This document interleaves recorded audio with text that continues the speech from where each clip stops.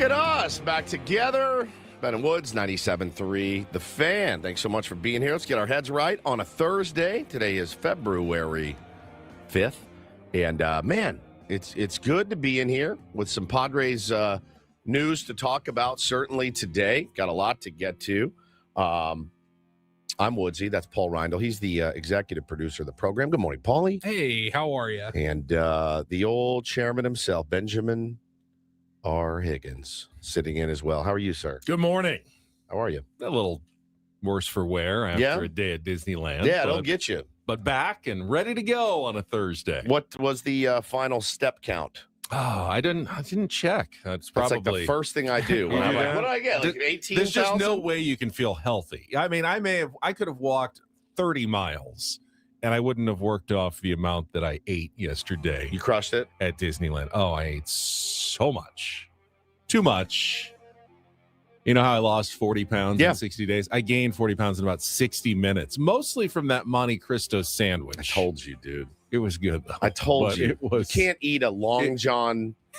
You can't eat a Long John Silver sandwich and expect to feel good after. No. Unsaturated fat says you're really forcing the chairman thing. No, I'm not. That's just what he's called now. It's not. I'm not forcing it. That's what it is. He's chairman Ben Zadong. Ben the Dong. Actually, if you've seen the other picture.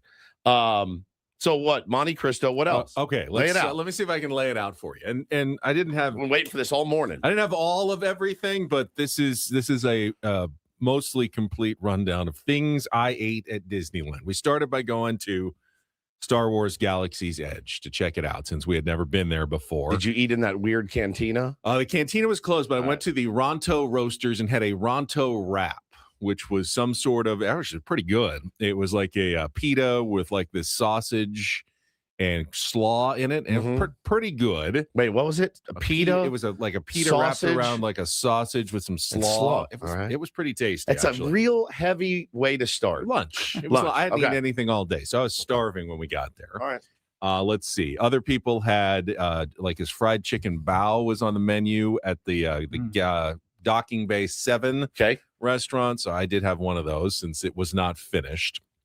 Then we started walking around. My son got the blue milk, the moof milk. Yep. I had some of that because he didn't finish that. Then let's see, we got one of the pickles, big giant dill pickle. Then we shared a ice cream sandwich, which was really good from the Gibson Girl Ice Cream Parlor on Main Street. 2 chocolate chip cookies with chocolate ice cream in between. Holy cow. I didn't order it, but I ended up eating, I would say 70% of it. You are, as most dads are, you just vulture. I'm the Hoover vacuum cleaner. You just vulture. You're not going to finish that? Okay. You're circling around. Mine. You're circling around looking for what your kids don't finish. Yes. Let's see. Then I had an iced coffee. Then we went and had dinner. I had gumbo, which was delicious at Cafe Orleans. Shared a 3-bean salad, the only healthy thing I ate all day.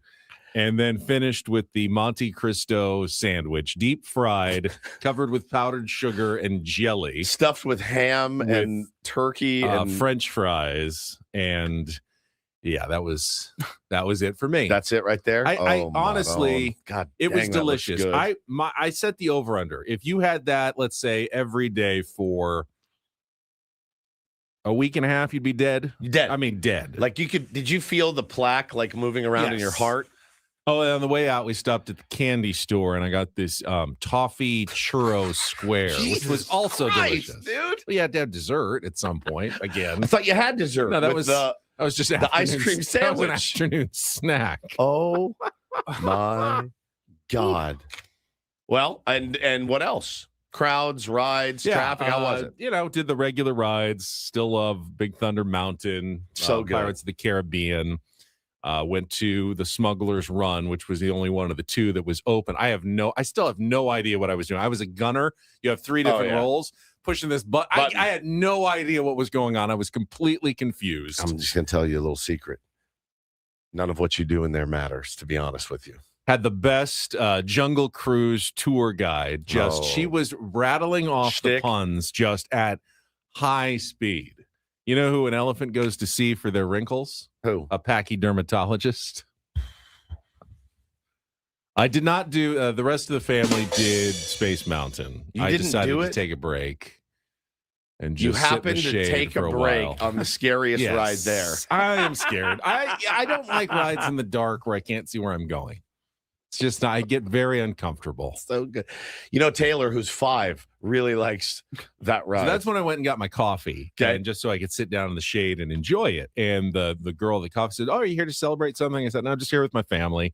And she said, "Well, where are they?" And I said, "They're all on Space Mountain." I was too scared to go on too it. scared to and go. She looked at me and she goes, "You're probably too tall to ride on it." She said, "I could whack your head." I have a friend who's probably maybe an inch taller than you. They won't even let him ride on it. And I'm going, okay, well, then I am never going. I've only done it once. I'm never going on that then. I love Space It Mountain. hurt. God, I love that little cart. Any corner, if we took a right turn, I was just getting slammed. Like my hip was just like slamming into the side. That's how I feel about Matterhorn or whatever. Matterhorn's terrible. Ugh. It's a terrible, terrible ride. It looks cool. It's awesome. Got the snow-capped mountain. Sounds good. And then you get up in it and you're like, this sucks. This is not even fun. I've only been to Disneyland like 4 times in my life, and it's been closed. Matterhorn's been closed every single time. It was open yesterday. It's never been open for me. We decided to pass. Just looked at the lines weren't bad. I don't think I waited more than 25 minutes to get on any of the rides. And no fast passes. And no, we didn't use any of the lightning That's lanes amazing. or fast passes. A Wednesday in February, not a bad. It was still busy, but never any hour-long lines or anything like that. So it was pretty pleasant day to go. It was warm and a little breezy, but not uncomfortably hot. Like they weren't sweating the whole time. So we all had a pretty good time. Excellent. You hadn't gone since, with the whole family since they were kids. And, there's always the strollers and the crying and the tears and the stressfulness and the, bickering when, things start to get a little tense in the afternoon. Really didn't have any of that. Everyone was just kind of pleasant. And then after dinner, we just decided we said, "You want to go on another ride?" "No, we're good." We just, we decided to head on home around 6:00, and that was it. Well, we got one of our tier ones, Nick, DM me this morning. He said he is on his way out to Disneyland this morning with his daughter, Everly, who turns 5 today. So happy birthday. Happy 5th birthday to Everly. I bet you she's not scared to ride Space Mountain. Probably not. My 5-year-old loves it. If she's tall enough. If she'll be tall enough. Okay. Taylor loves it. I mean, it's just his favorite ride. He can't get enough of Space Mountain. I think it's such a great ride. And it's old. Like for an old ride, that ride kicks ass. That ride's been around forever. So you were being super dad yesterday. I was just over ruining children's lives at my house. I got chewed out by my wife yesterday. You don't know this is for sure true. What? That you're the one who caused this. All right. Well, let me tell you. Let's guys. let the tier ones make their vampire on this. Let's let the tier ones make their own judgment. Can you take the Edward from Twilight filter off of my camera? I look like a literal vampire. And there we go, because this is kind of what it leads into. At home yesterday, get home from baseball practice. And, we sit down to eat some dinner. Hannah goes, "Oh, by the way, I tell you what your son said to me this morning." And I go, "No."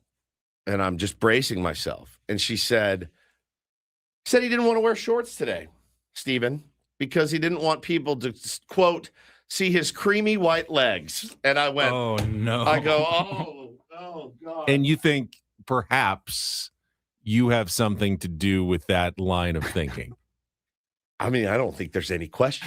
Yeah, she's you're toast. She's like, very cool that now he's not positive about his body because of his father making, not even jokes. Look, that's a true statement. I'm the only little league coach out there that wears Fiore joggers. It was like 85 degrees yesterday at practice. I had them, strangely enough, hiked up to like my mid calf because it was, boiling hot, and I was on a baseball instead field. Of doing what everybody else would do, and just then wear shorts. But I'm in the vicious circle of my legs are creamy white. I really need to be wearing shorts, but I can't wear shorts because my legs are creamy white. So it's just this vicious, and I'm not going to get off the air, go home and lay out. Why not? Like oil up, because I got better stuff to do. That's fine. But how about this? Put some AirPods in. How about this? Tanning salon? How about not caring about what people think about There's the that color too. and complexion of your legs as you're walking around? You're not gonna I- worse than this. I get- Look, I get they're kind of white, but kind of. They match my shoe. it's really not something a ton of people are going to think about. BS, bro. Every parent will be in the stands and they'll be going, as "Good far as I God, know- hey, Tan in a As can. far as I know, see through your legs, bro." you are not trying to attract a mate at the moment. No, I'm so not. there really is no reason you can't let your creamy white legs out for the world to see, and it will have no effect on your life whatsoever. See, KGD, here we go. This is why, because you guys are all effing bullies. You're all bullies. Wood's skipping leg day. I see. I don't skip leg day. I crush leg day. My I calves. never do leg Ben day. never does leg day. I have tanned, large, solid tree trunk legs. It makes me want to. It's not fair. So I there get you it. go. That's why. Because of the bullies, I will refuse to do it. Look fine in joggers, so I just wear joggers. But now I got my sweet baby at home going, well, I'm not, my legs are his, well, they are. He's like, my legs are creamy white too. So he just wears pants to school. Now I've taken. I don't think anybody cares. I mean, I'm literally getting bullied for it right here, Paulie. I don't know what to tell you. Like, Yes, but everyone knows you have white creamy legs since you announce it on the radio so very often. So whether we can see them or not is now irrelevant. Everyone's already picturing you with white creamy legs. So you might as well own it and enjoy our nice weather and not give your son a bad body image about what his legs look like. they're so white. By the way, they are so. It looks like If you were have never left if the this house. was, like the late 1800s, your creamy white complexion would be considered a sign of virility and attraction. Like you No, they don't wouldn't. have to be out working in the Nobility. fields. You're a higher class of individual because you have nice creamy white skin. That was very desirable back then. Why don't you try to be the trendsetter, and everyone will now try to get creamy I like white what skin Frank like says in the yours. chat. You're creating a fun bash here. Like you're egging them on. People are just messing with you. Nobody really cares. It would be 100% totally normal to show up to baseball practice in shorts. The only thing that really matters here, It's actually weird that you don't. right, you're making it a bigger deal A bigger deal. by being so gonna militant get- and not doing it. I just don't like. but the one thing that does matter, Everyone is in here acting like they have no insecurities. None. I was like, oh, you care too much what people think. You have no insecurities? None? we do.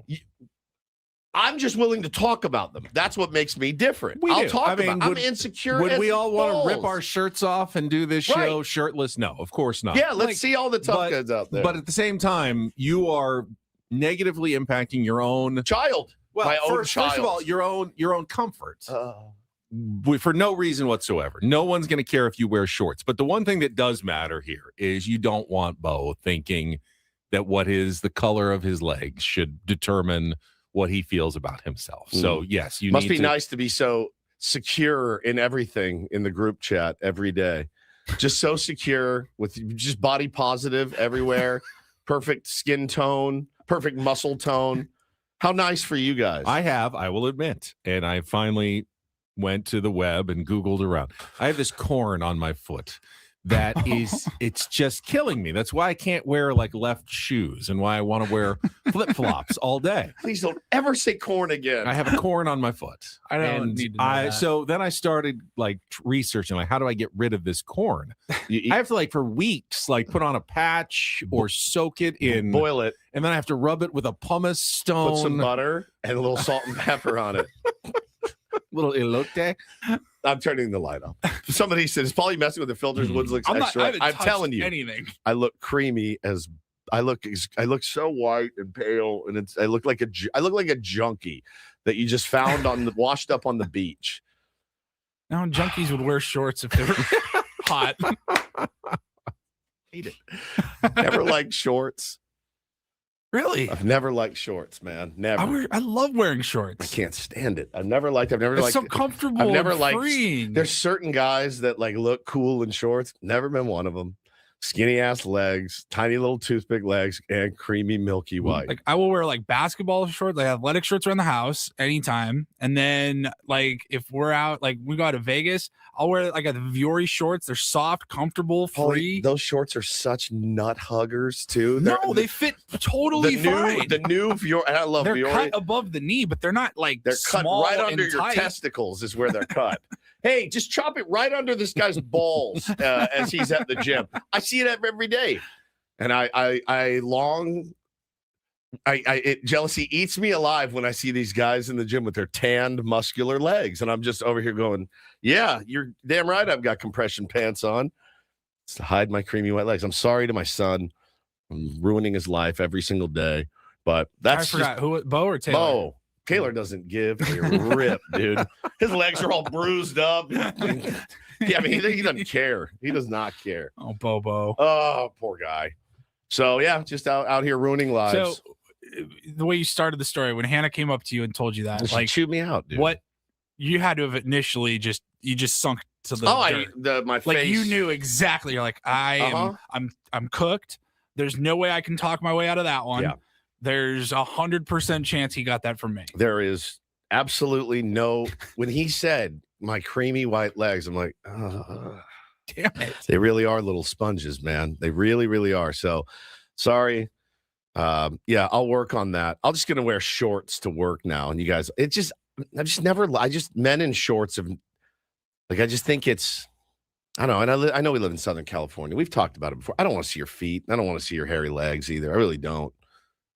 I'm very sorry that I subjected it to you so very often. I get it. Is that why you don't golf anymore? Like you have to see. No, because I always wore pants. I always wore pants when we played. It'd be 97 degrees. And why does the guy have ABC pants on out there? We're in deep Escondido. Yeah. We're at Mount Woodson. It's 104 degrees, and Woodsy's in full pants. I'm gonna go to the tanning salon. I think.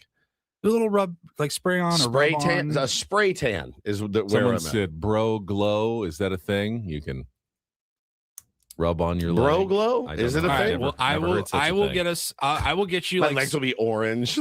I will find you some good spray tan. Sick orange legs, dude. And I'll bring some gloves, and Ben will rub it onto your legs. How about that? Ray, I'm with you. It's just pants and closed-toe shoes. Yeah. I wish I could. I'll try. My next practice is on Saturday. I'll try drive by and you guys can take pictures, point and laugh because that's what I'm expecting. So it's fine. It's no big deal. It's good. Sorry, son, if you're listening. I love you and you should be very positive about yourself because you're a sweet, sweet baby. Don't listen to your dad and his mean bullies on the internet. Plus, it's not too late. If you wear shorts regularly, you'll then get tan legs. I know. Like I said, I'm in the vicious circle of like, I was like yesterday because I remember I was loading up the car and I go, God bless, it is hot. I got practice, hour and a half practice. I'm pulling my pants up and I'm like, this sucks. Let's just go put shorts on. I go, my legs are too white. But that's how you get a tan is by exposing to direct sunlight. So I'm willing to give it a shot. I will say that when I was younger, I used to, as many of us did, wore like a digital watch on my left wrist. And I always wore it. I wore it when I played golf outside everywhere. And I realized after a few months, I had a band. I had a band, and I was embarrassed by having the tan line band. So I would like sit with my arm just like out in the sun. Just to cover up that one slot? I would like put makeup on it to try to just match, blend it in with makeup. If I wasn't going to wear the watch, I didn't want like just a big white strip on my arm. I was very self-conscious about it. Yes. You're like laying out by the pool. When I was younger. Your butler is holding the umbrella, but you're just telling him like stand 2 feet over so that one arm is exposed. House, like our back patio, just like sticking my arm essentially like out the door. The window? Just when he drives, it's just like one arm out. Did it work? Eventually. Obviously, I don't have it anymore. It took time. Though. You don't wear a watch anymore. I don't wear a watch anymore. So I wear a watch. I don't think I have though. Well, because I've never exposed to sunlight. You just still match your blah. I'm a literal vampire. I drove to the Grand Canyon when I was like 19 with my dumbass friend. He was sitting in the passenger seat and he must have had his arm hanging out the window and I just didn't even notice or something, because when we got to like a rest stop in Arizona, he's got black arm. his right shoulder down was like purple. Purple. It was so bad. And I'm like, dude, what did you do? And how are you going to fix that? Like, it's so weird. I was in the sun yesterday for 2 hours. I got no color, nothing. Am I Irish or something? Like, Some people just don't tan that well. Like, is it long? I go to Hawaii, I get like beet red. I look like I've been drinking all week. Like before you go out? I did put a little sunscreen on, just a little bit. Is it too strong? Yesterday was just like a 30. You know, should have gotten you a little. Should have got me a little juice. SPF 700. Yeah, I mean, but now it's like I also don't want to get skin cancer. That's true too. Yeah. You're probably very healthy and safe with your skin by not exposing it to the sun. Yeah. Dub J says, I'm surprised Ben doesn't have that golfer's head tan line where they wear the hat. Greatest, dude. You don't wear. You watch the. I do when I golf though, but I watch like PGA Tour golfers. They come up. They win a tournament and they pull their hat off. And it is like, and it is. It's crazy. Gnarly. I'd be self-conscious about that if I were them. How come Manning's foreheads? How come baseball players don't have that a lot? You don't see it a lot, you know, in like pressers but maybe they have a lid on. Well, when they come in, they do their scrubs at their lockers. They don't have the. Yeah, that's true. Remember the Padres put out that. They're not the sun. They put out that spring training hat that was really meshy, like it was a couple years ago, and people were wearing it out there, and the sun was getting it. Like if you were bald, and you were wearing that hat, your head looked like a checkerboard, a little mini checkerboard, like a net, like a net, yeah, like a fishing net. Yes, they were like, "Hey, what the?" Like, all right, maybe we thicken this up in the back. I'm so sorry. I guess baseball players, like golfers, you're in the sun all day. Baseball players are mostly night games. Yeah, it's true. Couple spring training, maybe they get one during spring training, kind of goes away during the season. But catch guys in their like locker interviews after like a Wednesday afternoon game, maybe there's a little bit more like red or something. But you know, it's 10 o'clock at night most nights when they're doing that. Listen, it's always been one of my insecurities. I will work on it, and I will try to get more comfortable walking around in shorts, and especially coaching in shorts. I think that's normal. I need some of those long shorts, like every short. Oh, when we were growing up, the shorts were as long as could be. You couldn't get them long enough. Go to your knee, you're a nerd. You were a nerd, bro. The guys in the gym now, and I'm looking and I'm like, dude, I can see your balls. I'm sorry, like I can see the outline of your camel toe balls right now. They're so tight and they're so short, and I'm like, what? I can't wear those. I can't wear those. Somebody in the chat. You think my legs are creamy? Wait till you see my thighs. Somebody in the chat remembered Sean Lewis, San Diego State's coach. He had that sunburn with the hat on his head. He did. He had. You can see the whole outline of his hat is like burned into his skull. Yep. It's so good. That's right. It's so good. It's so good. Yeah, give me those and one shorts, Paul. You remember those? Those long ass shorts. Yes. I'll wear those. All right. Allen Iverson model basketball shorts down to the ankles almost. Well, thought that was help you. So cool out there. But all right, well. Who wears short shorts? We wear short shorts. All right, let's get going on a Thursday. We got plenty of Padres news to discuss, including, I think, a key acquisition from last night. We'll talk about it coming up. We'll also have more news on the ownership when we set the menu for the program coming up in our next segment. Stay tuned. Take a quick time out. Broadcasting live from the Bill House Studios. We know how. Ben and Woods. We got traffic coming up. First, though, there's a certain feeling late in a close game. Everything matters. One bad break can change the outcome. For a lot of people, retirement feels the same way. You've worked hard, you've saved, but the questions keep coming. Will this money last? What happens if the market drops? What about healthcare costs? And what does inflation do over the next 20 or 30 years? That uncertainty is real.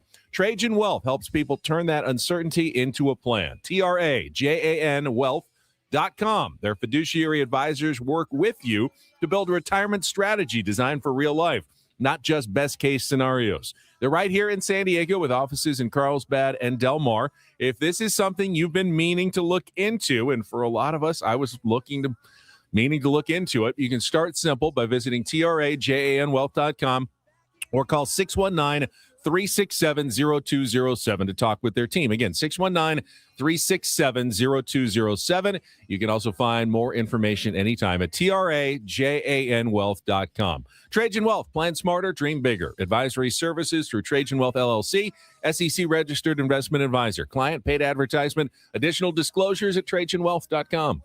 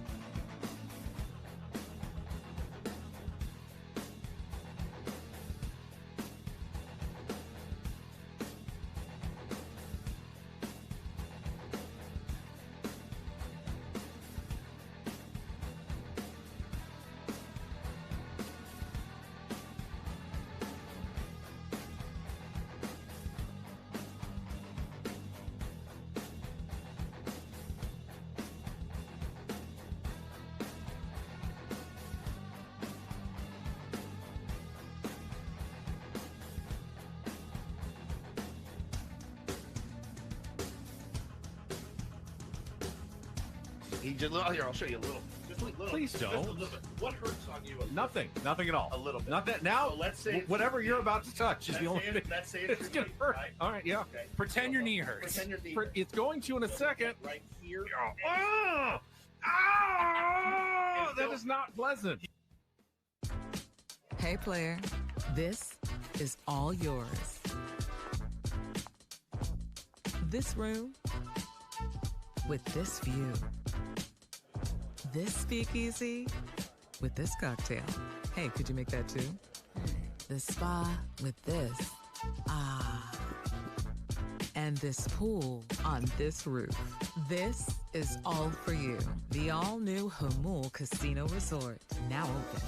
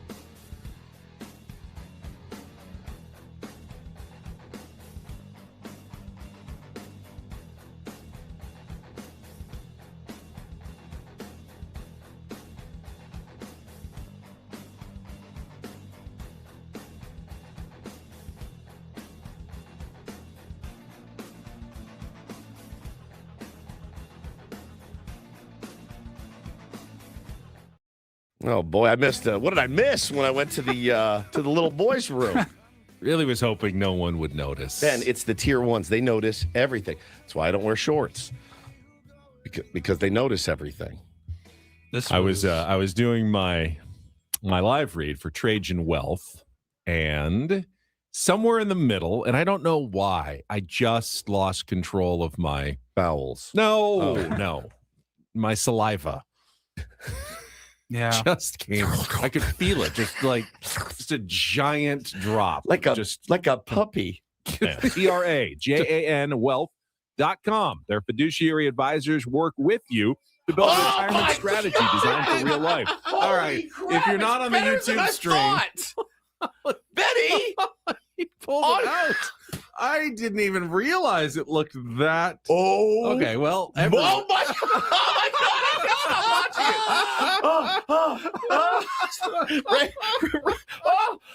Ray said, started thinking about that Monte Cristo again. Dude, I thought it was a little bit on the side. You said drooled. I'm like, that's like spitting. I don't think I've ever hawked a loogie that big. Ben! All right, if you're listening on the radio, I'm so sorry. Oh my God. Just a reason for you to get onto our YouTube stream, apparently. Yeah, are you full? What's the matter with you? He just, and again, in the Mike Allstott way that he does, he just takes the hand off and just keeps trucking right through it. Paulie, I need I need it slowed down frame by frame for Instagram. Oh my God. Now you're thinking nobody saw that because that was quick. I did. I was thinking, yeah, I bet no one even noticed. Nobody even noticed, but it's the tier ones. They see everything. Oh my God. Oh my God. Bro, it's so funny. It's so funny this happened. When we were at FanFest, and we're going to get this Padres news. I'm sorry. This was a derail that had to be addressed. I'm so sorry. When we were at FanFest, you guys know I've been battling the black lung for a couple weeks. I think it was maybe right before the camera was on. I just know it was live. And I reared back with a giant green loogie came out and hit my arm. And I go, oh, God, Bo didn't see it. He was next to me. You were next to me. You didn't see it. But it was like, like through the frame, everything. I'm like, oh, good. So then that is one magic loogie. It was a magic loogie. So then I had to like peel it off of my arm with my hand and like wipe it under the table. I mean, we were live on the air. So I was like, if somebody, and by the way, live studio audience all around. And it was as bad as it's ever been. So I can sympathize and I can relate with you, but that was legendary. I thought it was a little bit of drool. That was like I can't say it, but that was like, I almost said it, but I can't say it. Sorry. I just started to sweat. We were all thinking about it. Well, let me set the menu for the program. I'm going to try to hold all my saliva in the rest of the show if possible until 10 o'clock. You're not a liquidy guy. You don't speak with like a, I was trying to hydrate after being outside in the dry air all day yesterday. I've been trying to hydrate as much as possible. I guess it's working. I would be so disgusted if I was Braden or Ello listening in and just being like, this guy just comes in and farts and slobbers and drools all over the keyboard. Pavlov's bed. Yeah, what did you hear? What was it in the spot that made Trajan Wealth apparently just makes money. Me drool. Holy cow. It's drool-worthy investment advisory services. Christopher wants to know, does anybody want his breakfast? Because he's done. He's absolutely done after your story and mine. Sorry to the tier ones out there. We're going to start with some baseball talk coming up here, including the big signing by the Padres last night. We'll get to that momentarily in our 7 o'clock hour. What'd you say, big signing? Because she said big signing. Big in terms of, well, we'll get to it. Just give me a second. The second biggest move the Padres have done this offseason, I guess, if you want to go that route. Not everything has to be equated to financial outlay. Well, I mean, the Tigers signed Framber Valdez yesterday. We'll talk about that. That was a big signing as well. Not as well. That was a big signing. It's a Throwback Thursday at 7 o'clock. We'll take you back to 2024 for a moment I know Woods enjoyed quite a bit on our program. I think everybody did. 7:20 is our Don't Do This segment. In the second half of Ben and Woods, we'll play a little Real or Fake on a Throwback Thursday at 8:20. Try to qualify another listener for the Guns N' Roses tickets. Coming up at 9 o'clock, right after our biggest fan announcement, we're going to have a guest joining us. Eben Novy-Williams from Sportico has written recently about the Padres' potential sale and a couple of new names that have popped up. How about that we hadn't heard. So some good reporting, and we're going to hear more from Eben Novy-Williams of Sportico about a couple of different names, Jose Feliciano and Dan Friedkin, both owners of Premier League teams in English soccer. Oh, boy. That apparently are kicking the tires on the San Diego Padres as well. So we'll get some of that reporting at 9 o'clock. Our NFL threesome ahead of Super Bowl 60 on Sunday. Talk a little football at 9:20, and then we'll wrap things up today with a Reindl Report at 9:35. But we'll start with the Padres news from last night. We'll do that right after a check of traffic on 97.3 The Fan. From the 855 Get Ross Traffic Center. Injured? Demand justice. Demand Jurowitz. 855GetRoss.com. Here's Kelly Danick. Traffic is sponsored by Valvoline Instant Oil Change. Accident has cleared on westbound 52 past Convoy. Watch out for a little residual slowing there. Stalled motorcycle westbound King Freeway before Kelton. It's in the center divide. And stalled car on the Fletcher Parkway off-ramp northbound 125. Heads up, San Diego. The next long weekend is coming up.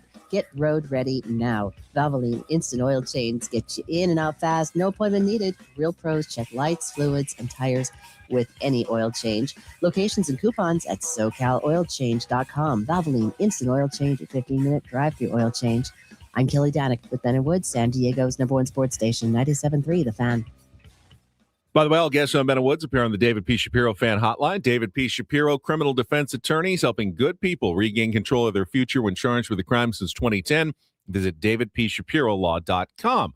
So last night, the Padres made a move, signing outfielder, third baseman, designated hitter Miguel Andújar to a one-year deal for $4 million plus a couple million in incentives. Okay. And while, yes, it's not on the scale of off-season baseball moves, it's not like a 7 on the Richter scale.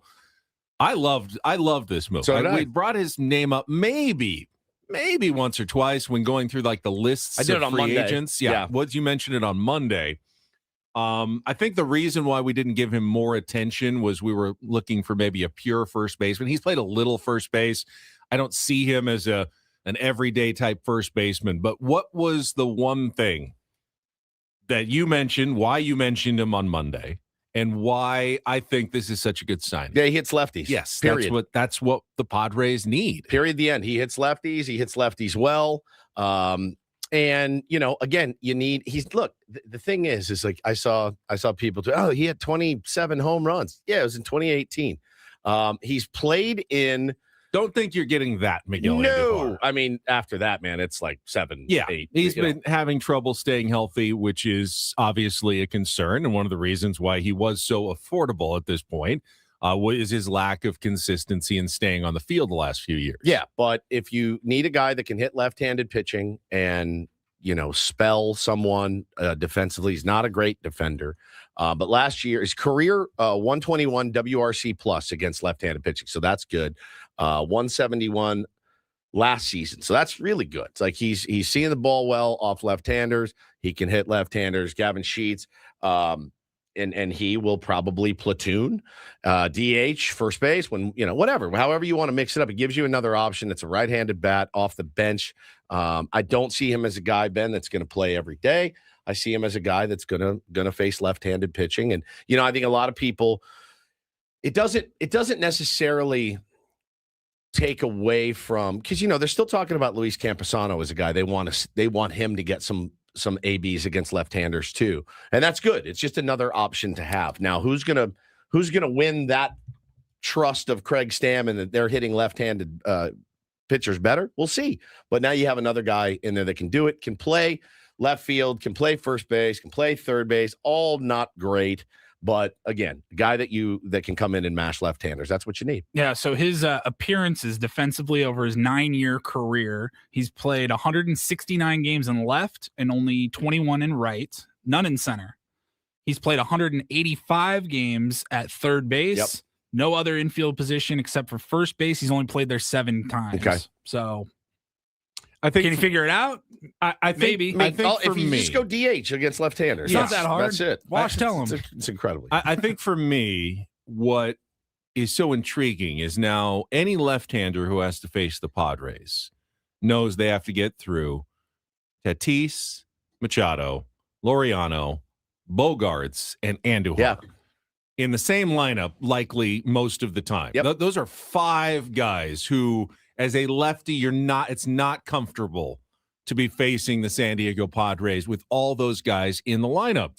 You know, most of those guys will also play against right-handers and do fine, but your secondary stars, Jackson Merrill, Jake Cronenworth, Gavin Sheets, those guys can hit righties. So, you've got some good guys against righties, plus your star players. So they're always going to be tough. I think it makes the Padres a more complete team against really both sides now of the mound. Both right-handed and left-handed pitchers will go in and go, yeah, I'm not comfortable facing, assuming Craig Stammen, organizes them in a way that makes sense and, the lineups make sense. I don't know that that's a comfortable ask for any starting pitcher now to face the San Diego Padres lineup. That's why I just think this is such a good signing because really good. It just improves the lineup, however you want to construct it, by having Miguel Andújar as an option. Yeah, 100%. I have zero beef with this, but I did gauge this as what kind of move it is based on the fact that I didn't get a text from our boss, Adam Klug, asking me to post a reaction video on the Miguel Andújar signing. So I think on the Adam scale, I was like, oh, I didn't see one. Not a big needle mover. It didn't move his needle enough to make him ask me to do a reaction video. Fine. He's not going to be an all-star. No. You don't think you're getting 25 to 30 home runs. God, don't think you're getting 12. But what are you trying to do in the offseason? Are you trying to improve my team. Are you trying to just add sexy pieces, or are you trying to get your team better? And to me, this is a move. How about both? This is a move, though, that makes Getting the better Padres is sexy. Getting better is very sexy. That's what I think. And Yeah. I think this is a move that makes the Padres lineup better. Yeah. Yeah. Look, hey, man, it's better than the darts we threw at the board last offseason, right? I already feel better about it. Those It's are still it's way potentially better. coming. Those could be there. The late.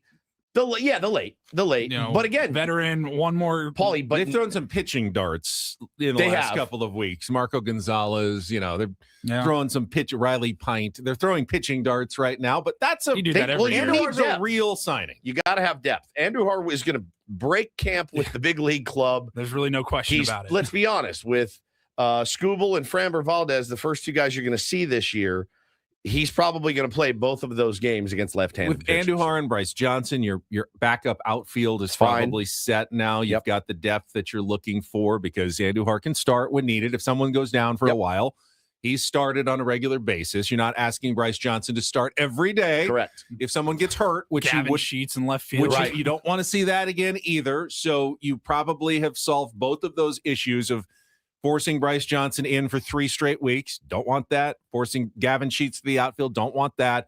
Miguel Andújar should solve those issues. Hey, It's a good depth and lineup addition for the Padres. And again, for $4 million, with incentives, Luis Arraez just got $12 million. I think $12 million bringing him back here would have made me furious. This doesn't make me furious at all. I'm happy. Seems to be a good dude.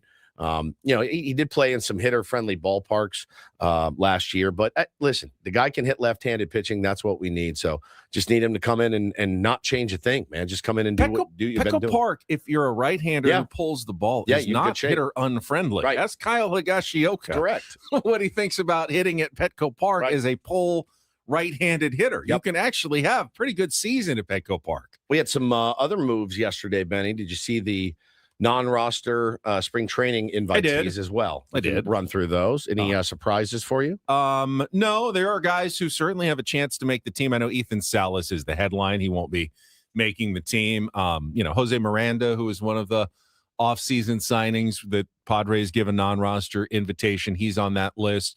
A veteran guy who could figure in on the bench if he has a good spring training. Any names that called out to you? No, not really. I mean, we've heard the names Jackson Wolf many, many times. Hey, he's been on the big league roster a couple of times and pitched for the Logan Padres. Gillespie is back. Tristan McKenzie is going to be an interesting one. I know there's some talent there. Got to kind of hone it in a little bit. He's obviously going to be working with the right staff to do that. But yeah, nothing blew my hair back about that. But yeah, 4 catchers invited. Romeo Sanabria. Yeah, he's first baseman with some pop. Just because that's the position that the Padres could use some depth at. He'll probably get a longer look than maybe some of the other guys at spring training. And if it doesn't work out with Luis Camposano, you've got Blake Hunt.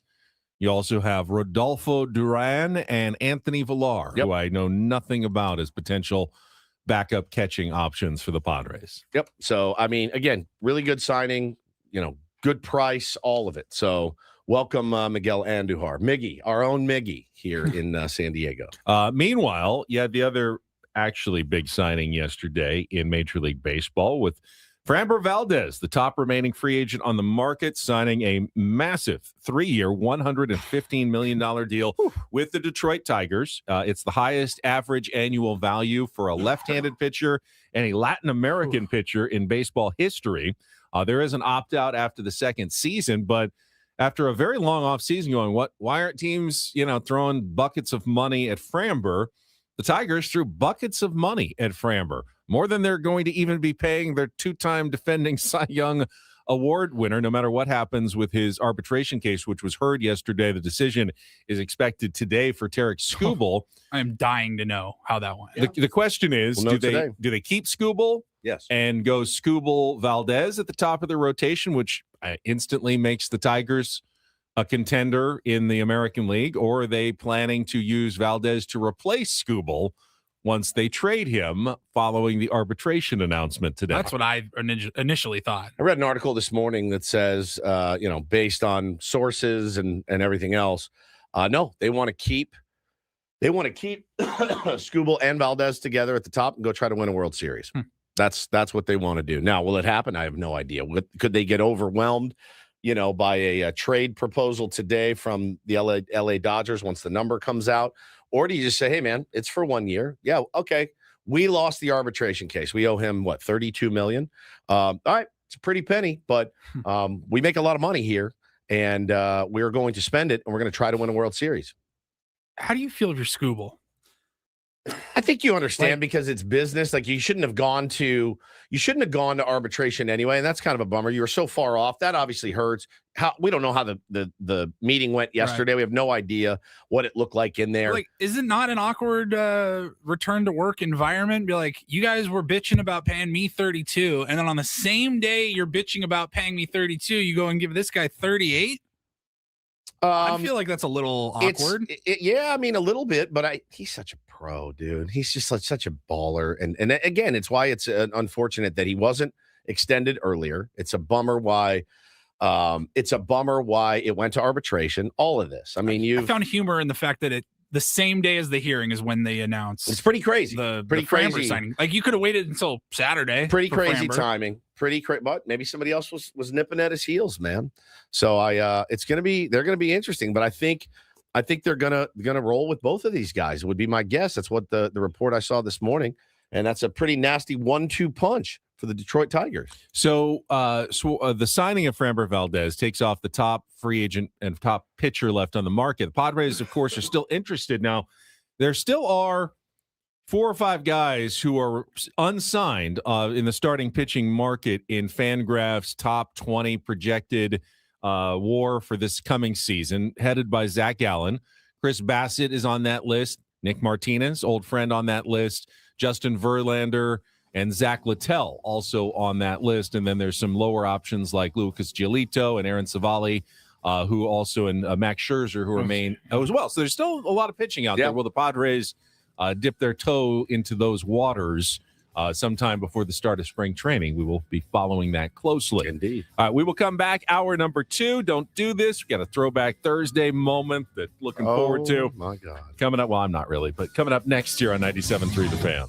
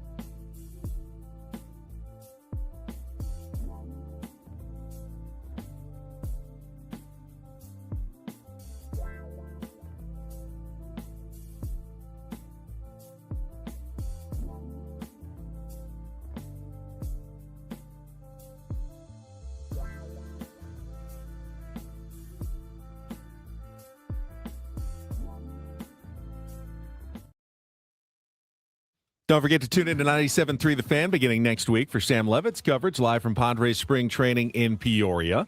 Presented by David P. Shapiro, criminal defense attorneys, helping good people regain control of their future when charged with a crime since 2010.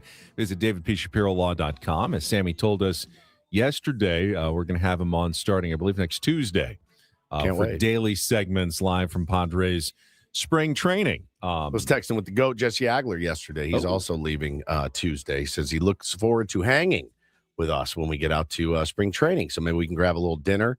Our dance card is filling up. Dance card is quickly. filling up, which is good. It's good. Yeah. We got excited. 3 nights. 3 nights. Well, Sunday night, Monday night, Tuesday night. Yeah. You got 2 dinners already planned. Some big names. Who's getting number 3? The skipper. As I was driving out of Disneyland. Do we dare? Do we dare? Bubba Gump Shrimp Company. Is that still on the dance card for spring training, or can we skip that? I'd like to do a bit where we find, I want you to pick the 5 worst restaurants that you wouldn't want to go to in Peoria. Like, put them out. And I'd like to spin They don't have a Bubba Gump. in No Arizona. Bubba Gump? No. I'd Well, like- should we go to Applebee's and get that cheeseburger that's like Bro, floating? can we talk about that floating thing? in cheese sauce? I see this ad. It's on my Twitter all the time, and I see it on television. They're really pushing this burger that they've cut in half, and then they dip it in this skillet of queso. And I look at it and I go, dude, come on. Is there a part of you, though, that goes, looks pretty There's good? always a part of it. Always a Yes. part of you. It doesn't look good to me, though, when they pull it up out of the thing and it's just dripping cheese. You know, if there's some questions on the commercial about how it looks, that in real life, In real life, you the burger's a quarter of that Good size. God. You seen it, Paulie? Yeah. you really know it's going to be problematic.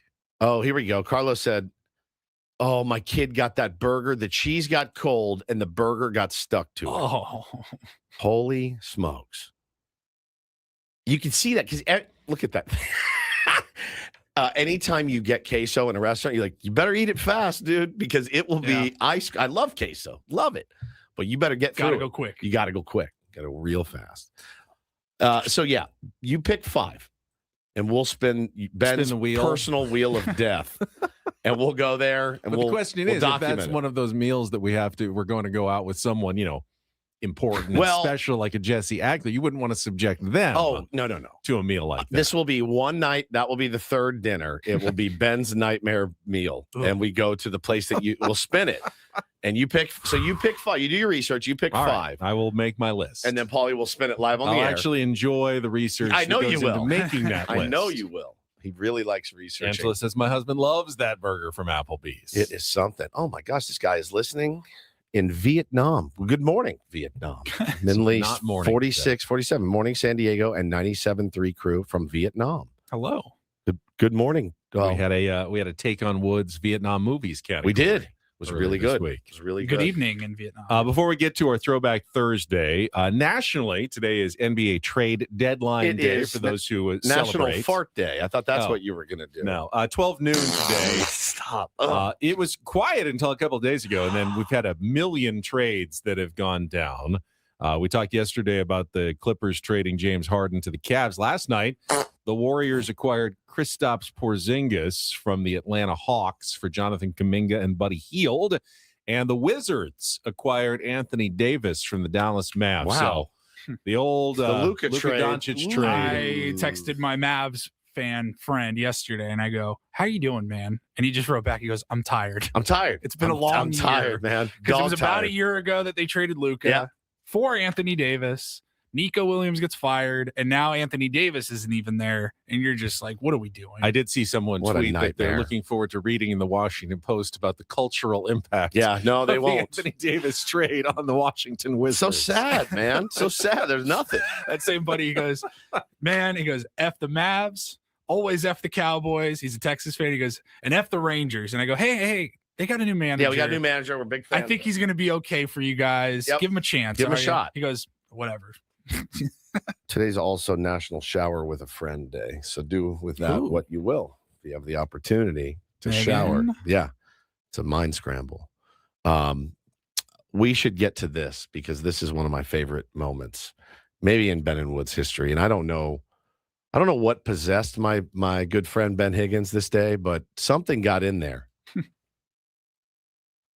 you want to explain? I can't. I'm not going to explain, but Paulie, you can explain because you know where the clip starts. I don't really know how we got into You this, don't to even be know honest. I don't remember the I don't know the context. context. I just know that you took this and ran with it, and it was a Ben-splaining 101. Yeah, it's just weird to me that there's a. Well, it shouldn't be weird. I mean, like, he's like a submissive. You've seen that, right? In like what? Like S&M, that, you know, in that subculture, you have like a dominant and a submissive, and there are people who like to be ordered around or bossed around when it comes to their, you know, play fantasies. Just stop talking. That's a real thing. That's a it's not even, that's like a healthy, sometimes psychological way you can separate it. Oftentimes, like, powerful people, like CEOs, will enjoy, Oh my God. like, not having control for a while in their life. I mean, I don't have any personal experience. No, with this, that's but what I was. You sound, because you're speaking as if you're the foremost authority on doms and submissives. He asked. I mean, to answer your question, yes, I like to be informed on subjects. So, care to explain? What was that? 2 years ago? That was 2024. Yeah, this week, 2 years ago. I think we were talking about Pulp Fiction, Right? and I think the GIMP always is You like fascinating. to bring up that scene. It's the most fascinating scene. It makes no sense that it's in that movie. And I was arguing, I guess, against the GIMP. And Ben's like, no, that's totally normal. I said, oh, is it? And I guess in the circles. You hear me talking, hillbilly boy? I guess in your circles, yes, it would be a little bit normal. My favorite was him saying, oftentimes people in power, you know, like CEOs, they will be submissive because they're not in control. How do you know this? Did you watch Billions? Research. I watched Billions. I did what not kind watch of Billions. No? What kind of research? I don't You really reading- remember. Google. You better things. start rabbit remembering. holes. You know? Sexy books? What kind of rabbit holes are you I in? don't know. Yeah. Did I You did not reading read 50 Shades of Grey? I never read the book, but I mean, there's a movie as well. I know. It's I bet you do fairly know. main for a, you know, for a sub. It's fairly mainstream now. It is. You know, at It this is. point. Yeah. Hmm.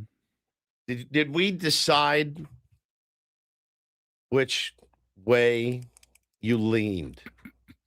I don't think we really got that personal. Oh, did we Well, not? Let's dive in. I mean, we're here. We're ringing it No, up. we did talk about it a little bit. Paulie talked about it. I remember. What did Paulie say? Then what? Yeah, you said you would be willing to experiment a little bit. Oh, is this when we did the? Yeah. Didn't we took an online test of Yeah. like Yes. Your kinks. proclivities. Yes. And Paulie and I both were a little more leaning toward that experimentation. Which than you one? were. I think I said I was fine with either. Yeah, What was I not in favor you weren't of? as in. You weren't as into it. I don't think. How do you know? I think you. Which on one? the test. Dominant or or sub? submissive? Either. I mean, Paulie, as he said, Doesn't sound like me. intrigued both ways. Hmm. Nathan says, what are we doing? It's a great question. It's a great, great question that you ask. That moment for me, I just remember looking at him going, oh, he's not stopping. Dominic says, quit saying Dom.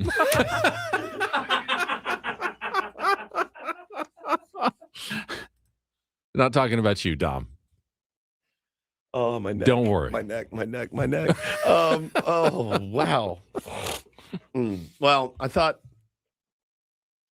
you did such a good job at it, at explaining it to the layman He's out like there. a submissive. You've seen that, right? Yes. In like What? like S&M, that Mhm. you know, in that subculture, you have like a Right. dominant and a submissive. Uh-huh. And Sure. Okay. I'm very uncomfortable Keep even going. talking and listening to myself. Keep going. Oh, Yeah, I keep it up.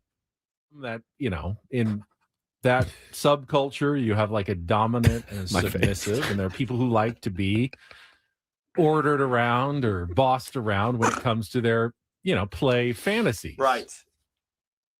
That's a real thing. I know. That's a it's not even, that's like a healthy, sometimes psychological way you can separate it. Oftentimes, like powerful people, like CEOs, will enjoy, my God. like, not having control for a while in their happening? life. Will I you mean, I don't ask? have any personal experience. Will Just you like ask? but- Will you ask Eric Grutner the next time we have him on? Since he's like to talk about CEOs and whatnot. As So- we started the show today, you know me. I'm not into shaming. No, I don't think you should feel shamed by your legs. Yet I do. People should also not feel ashamed by normal, no, I definitely wasn't shaming anyone. Just the fact that you popped your head up like Punxsutawney Phil and was like, hey, I'm going to explain subs and doms to our listening audience. Woods probably doesn't know about these. I think that's what got me the most. Well, the prognosticator of prognosticators over here. You know what my true fetish is. Yes, I do. Explaining things. Yeah. Oh, my God. And being lauded for your sports takes.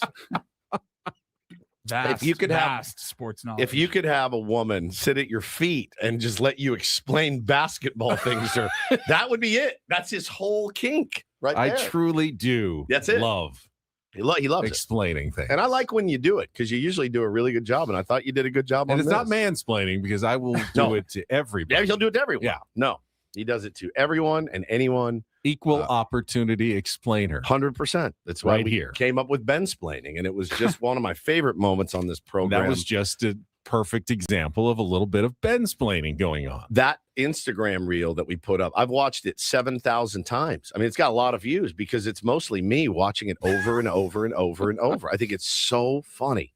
And you did such a great job. I just want to make sure that our tier ones are never felt left out. Never. Like they don't understand like what's going on in a conversation. Right.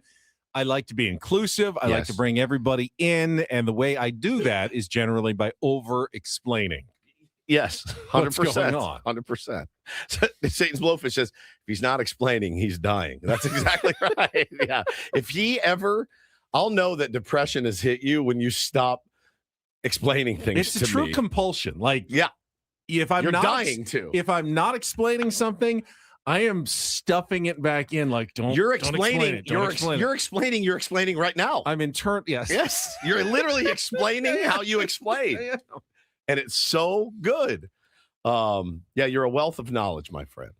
And Unbelievable. I'm very turned on by your vast sports knowledge. Thank you. Very turned on. Thank you. All right, let's take a time out. We will come back, and Don't Do This is our next segment. Had an incident at Super Bowl Radio Row, apparently, Indeed. involving People still go to Radio Row. some people with former San Diego Chargers connections. Oh, this was wild. We will get into that story, and the upset of the year in college basketball is going to make our Do This segment. All coming up next. Quick timeout with Ben and Woods. Back with more live from the Bill House Studios. We Know How on San Diego's #1 sports station, 97.3 The Fan.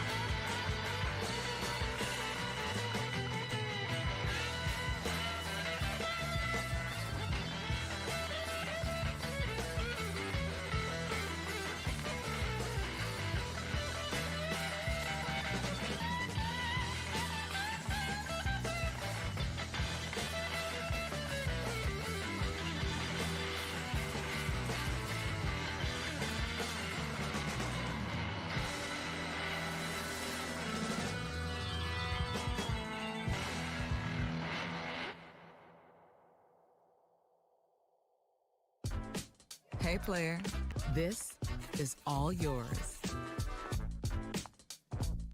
This room with this view. This speakeasy with this cocktail. Hey, could you make that too? The spa with this. Ah. And this pool on this roof. This is all for you. The all-new Hamul Casino Resort, now open.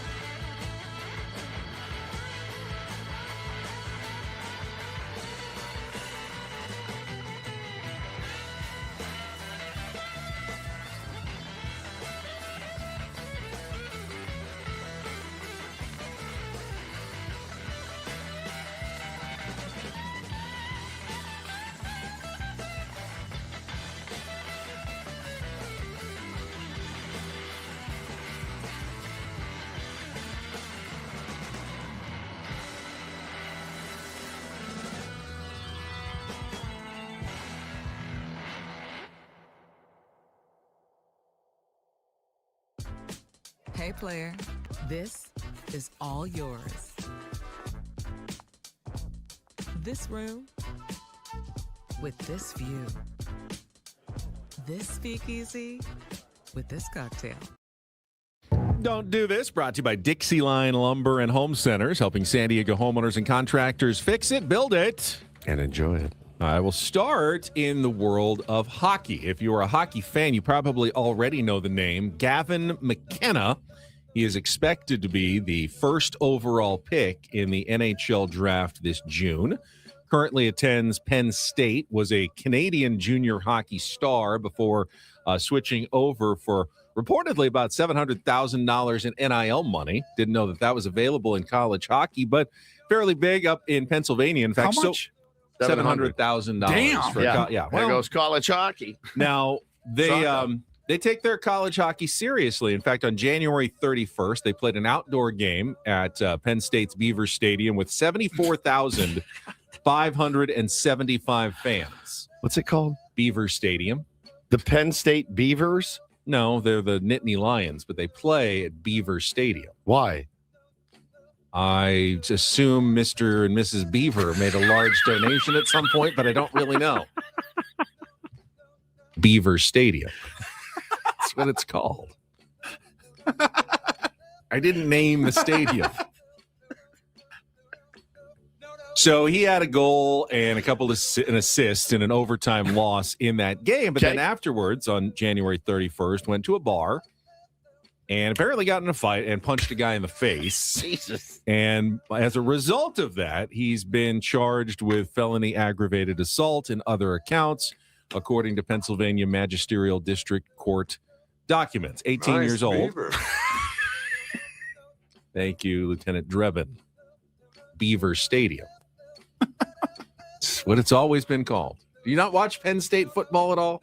I swear to God, I didn't know. It was I don't know that I did. I really didn't. Happy Valley. They call it Happy Valley, but technically it's Beaver Stadium. All right.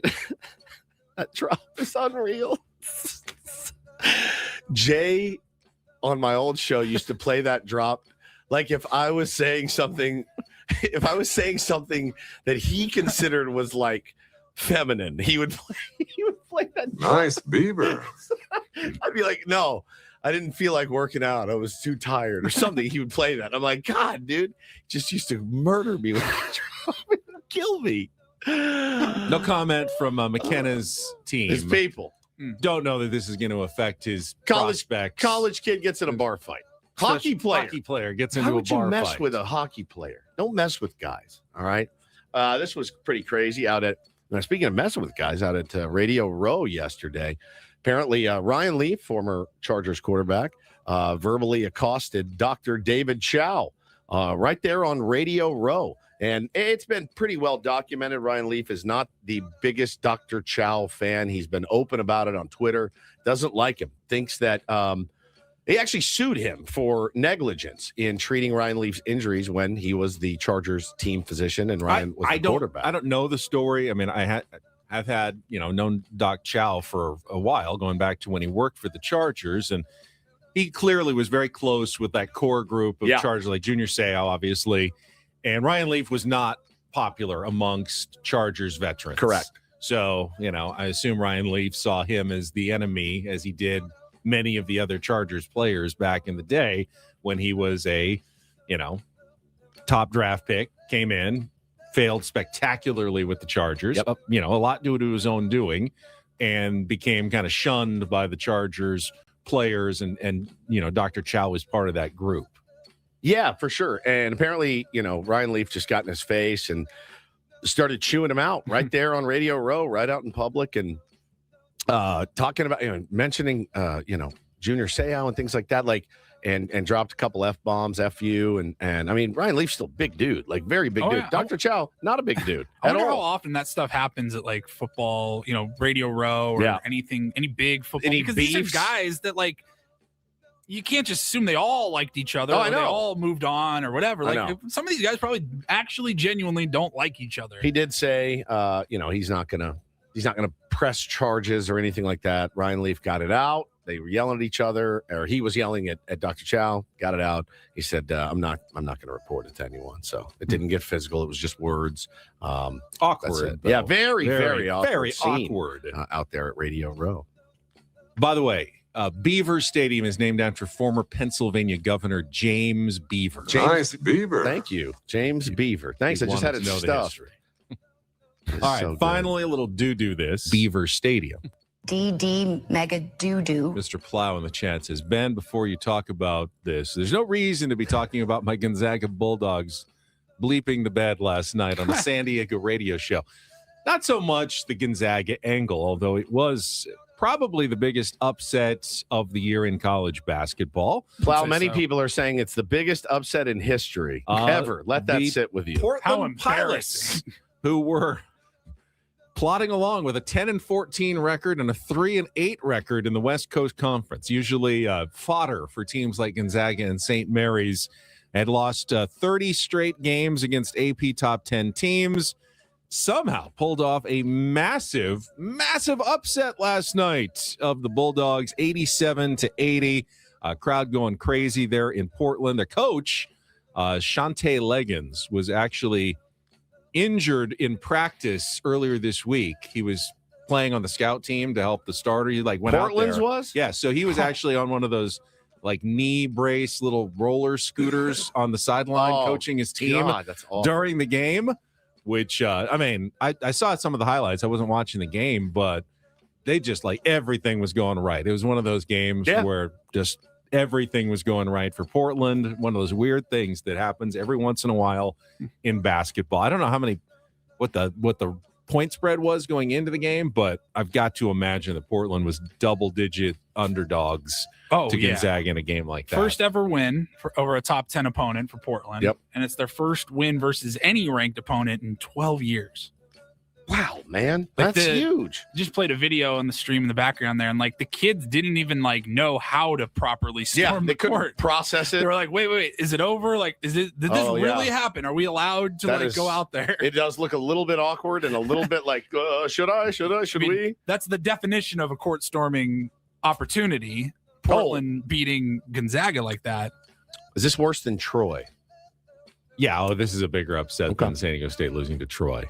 Sorry, Zags. Troy's still they're not hanging great, on. They're like around 100 in the net. They're not like a nothing team. Gonzaga had won 141 straight games against teams with losing records. Good God. 22 and a half point underdog. 22 and a half. There's not a soul that bet on them last night, right? Like, not a soul. Holy cow. Plus 2,000 Portland money line. That's amazing. Should be more. It should be more, honestly. actually. Yeah. Holy cow. Well, thank you. But it's the last trip Gonzaga is going to make. Obviously, they're leaving the West Coast Conference next year to join the new Pac-12 with San Diego State and others. So a little going away president. Yes. From the Portland Pilots over the Gonzaga Bulldogs. That's a huge one. It was. Sorry, Plow. And that's Don't and Do This for a Thursday. That was Don't Do This with Ben and Woods on 97.3 The Fan. All right, when we come back, let's talk a little bit more about the Padres' potential sale and potential new owners. Set the stage for our guest who's coming up at 9 o'clock today, Eben Novy-Williams, who writes for Sportico about two new names that have popped up in a potential sale of the San Diego Padres. We'll go through that coming up next with Ben and Woods on San Diego's #1 sports station, 97.3 The Fan. Before we do that, though, I want to tell you about Prize Picks. We're just a couple of days away. Big game on Sunday, and it's your last chance if you're a football fan to set Prize Picks lineups for football season until next fall. It's very easy to play. You're just picking against the numbers. So in football, you're looking at some of the names this weekend, like Cooper Kupp, receiving yards, touchdowns. You're just picking more or less. You can even pick the same player, different stats, and put them in the same lineup. It's called stacking. If you have like a player in particular you want to follow, it's a fun way to do it, and it's very easy to use. And when you get started this week, make sure you take advantage of the max discount during the big game. Live in the app right now, Drake May, quarterback, needs just one passing yard for the max discount to win. Just add Drake May along with another player in your lineup, and you can start winning right there with Prize Picks. It's easy to get your account started. They take Venmo, Apple Pay, MasterCard, other forms of payment. And when you do download the Prize Picks app, use the code KWFN to get $50 in lineups when you play your first $5 lineup. That's code KWFN to get $50 in lineups when you play your first $5 lineup at Prize Picks, where it's good to be right. Must be present in certain states. Visit prizepicks.com for details.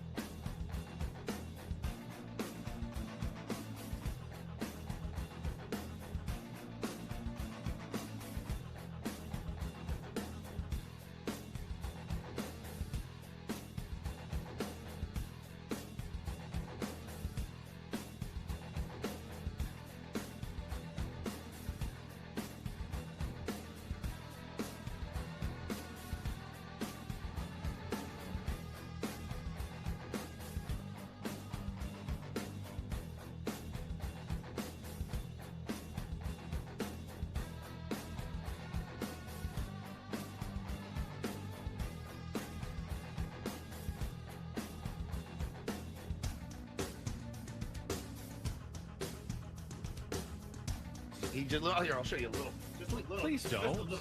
What hurts on you? Nothing at all. A little bit. Not that now. So let's say whatever you're about to touch is the only thing. Let's say It's gonna hurt. Right? All right, yeah. Okay. Pretend your knee hurts. Pretend your knee. It's going to in a second. Right here. Oh, that is not pleasant. Hey, player, this is all yours. This room with this view. This speakeasy with this cocktail. Hey, could you make that too? The spa with this. Ah. And this pool on this roof. This is all for you. The all-new Hamul Casino Resort, now open.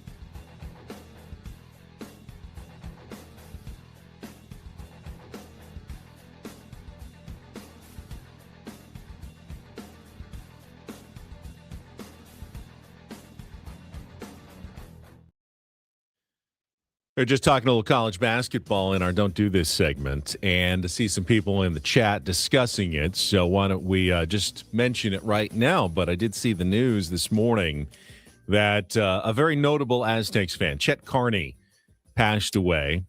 Chet, if you don't know, you probably, if you watch San Diego State basketball games, saw him. He was visible, loud, enthusiastic, often wore the hard hat, yeah. And you could hear him throughout Viejas Arena. He'd go 1, 2, 3, and everyone would go Aztecs. Paul, It's you're awesome. an alum. Yeah. I mean, it wasn't a San Diego State basketball game without seeing Chet right there on the floor, leading the show and the fans and a lot of cheers. He was a very passionate Aztec supporter over the years. Yeah, I never got to meet him, but he was a presence at Aztec games for sure, and he's going to be very, very missed. Well, you know how we do it on this program.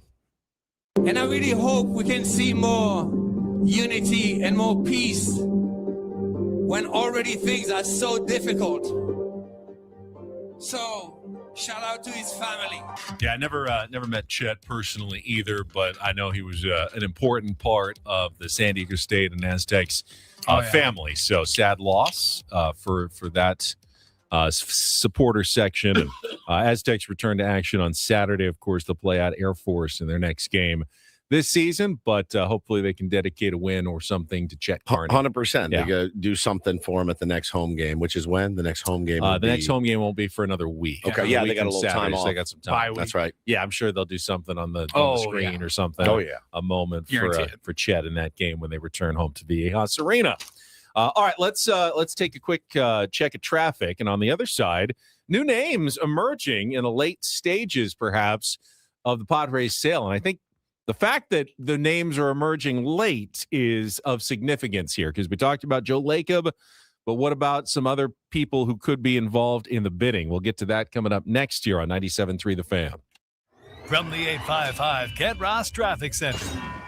Injured? Demand justice. Demand Jurowitz. 855GetRoss.com. Here's Kelly Danick. This traffic report supports a fentanyl-free America, brought to you by the San Diego DEA. Couple things to mention here. Westbound King Freeway past College Grove, crash blocking the fast lane. Also reports of an encampment or brush fire near the 43rd Street on-ramp to northbound 805. On the coastline, northbound 5, just past Las Pulgas, there's a collision involving a car and a big rig. They're over to the right shoulder. Families laughing, parents cheering, futures filled with hope. The American dream is possible when our country is fentanyl-free. Protect communities, prevent fentanyl overdoses, and support those impacted. Learn how to protect your loved ones from fentanyl at dea.gov/fentanyl-free. I'm Kelly Danick with Ben and Woods, San Diego's #1 sports station, 97.3 The Fan. So we mentioned yesterday reading Kevin Acey's piece in the UT, and we had some of our own reporting on it. That Joe Lacob was one of the names that was definitely involved, had visited Petco Park, met with ownership, and, was at least interested in purchasing the San Diego Padres. Don't know any details beyond that, but as Acey said, he was the only name clearly linked. But we have a couple of more names now based on some reporting from Sportico. Reporter Eben Novy-Williams, who's going to join us, Eben Novy-Williams, who's going to join us later today, mentioned a couple of other people who have been connected to the potential sale of the San Diego Padres. And I believe these are separate potential owners, although they have something very similar in common. Both Dan Friedkin and Jose E. Feliciano both own Premier League soccer teams. One of them, I believe, is Chelsea. That's Feliciano. And the other is Everton, which is Friedkin. And both have apparently expressed interest potentially in purchasing the Padres. Woods. Yeah, I saw this yesterday, and listen, I you get, it's a weird position. You're like, hell yeah, Joe Lacob, man, owns the Warriors. That's awesome. And you look at his net worth, you're like, hell yeah, couple $1 billion, awesome. You look at these guys' net worth, you're like, Jesus, all right, this guy's worth $10 billion, and this guy's worth, what's the other one worth? Four and a half, right? And you're like, yeah. You're like, oh, okay. Now we're in a little different echelon there. I don't know who it's going to be, but it sounds like any one of these three you look at and you go, all right, these guys could probably handle the rigors of owning a baseball team. No excuses not to. Correct. And we have a lot of tier ones out there too, and friends of mine I follow on Twitter. The Everton fans were like, yes, let's do this, and then the Chelsea fans were like, yes, let's do this, and then Chelsea fans were like, not Everton, and Everton fans were like, not Chelsea. So I don't know what to think. I just know out of the three, the wealthiest is Dan Friedkin. And also Dan Friedkin was born in San Diego, got some San Diego ties. I don't know if you guys know this about San Diego. We love people with San Diego ties, especially if you're born here. That's like the next level. If you're born, if you're born and raised here, you're made. Like in the mafia. You got the upper hand. You got the upper hand. So, yeah, don't know a ton about Feliciano, other than, owns Chelsea, which is a major, that's an upper echelon Premier League team. Puerto Rican businessman. I have no idea what, if any, connections he has to San Diego or the Padres. But as you mentioned with Friedkin, was born in San Diego. Doesn't necessarily mean he was a diehard Padres fan, but his grandfather, so he has some major, obviously, business connection. You don't get to be a billionaire without some. His grandfather founded Pacific Southwest Airlines, the old PSA. And if you don't know PSA, if you were growing up here, they were like the Southwest back when I was a kid, and like the 70s and 80s had the planes with the smiley face. I don't remember this at all. A lot of like a regional jet. And then got absorbed. I don't know if Southwest or one of the other airlines eventually purchased them or they folded in. And then his dad founded like a major Toyota dealership ownership group in like across the country. So consolidating like two major fortunes into becoming a billionaire. But as a billionaire, from the limited research that I've done, Dan Friedkin seems to be kind of a pretty cool billionaire. He pursues interests like hotels, sports teams, environmentalism seems to be a big focus for Friedkin as well, things that he has devoted a lot of his wealth to. So, I don't know a ton about him, and I'm not going to make any promises. Oh, this would be the greatest owner you could possibly get. But as you said, Woods, he's worth plenty of money, which is a good place to start. Has San Diego connections, which is not a bad thing. And seems to enjoy spending his money on things that make him happy, like sports teams and hotel chains and other, things that he finds exciting and interesting. Environmentalism, got some passion for things. So I don't know. To me, that's an intriguing name that came out in this week. Big time. And he has a production studio, and they actually movies. He's into movies. They produced the Flowers of the Killer Moon, which is an incredible film. Parasite. He was involved in the promotion, like a promotion house as well. So movies and the environment, sports, travel, hotels.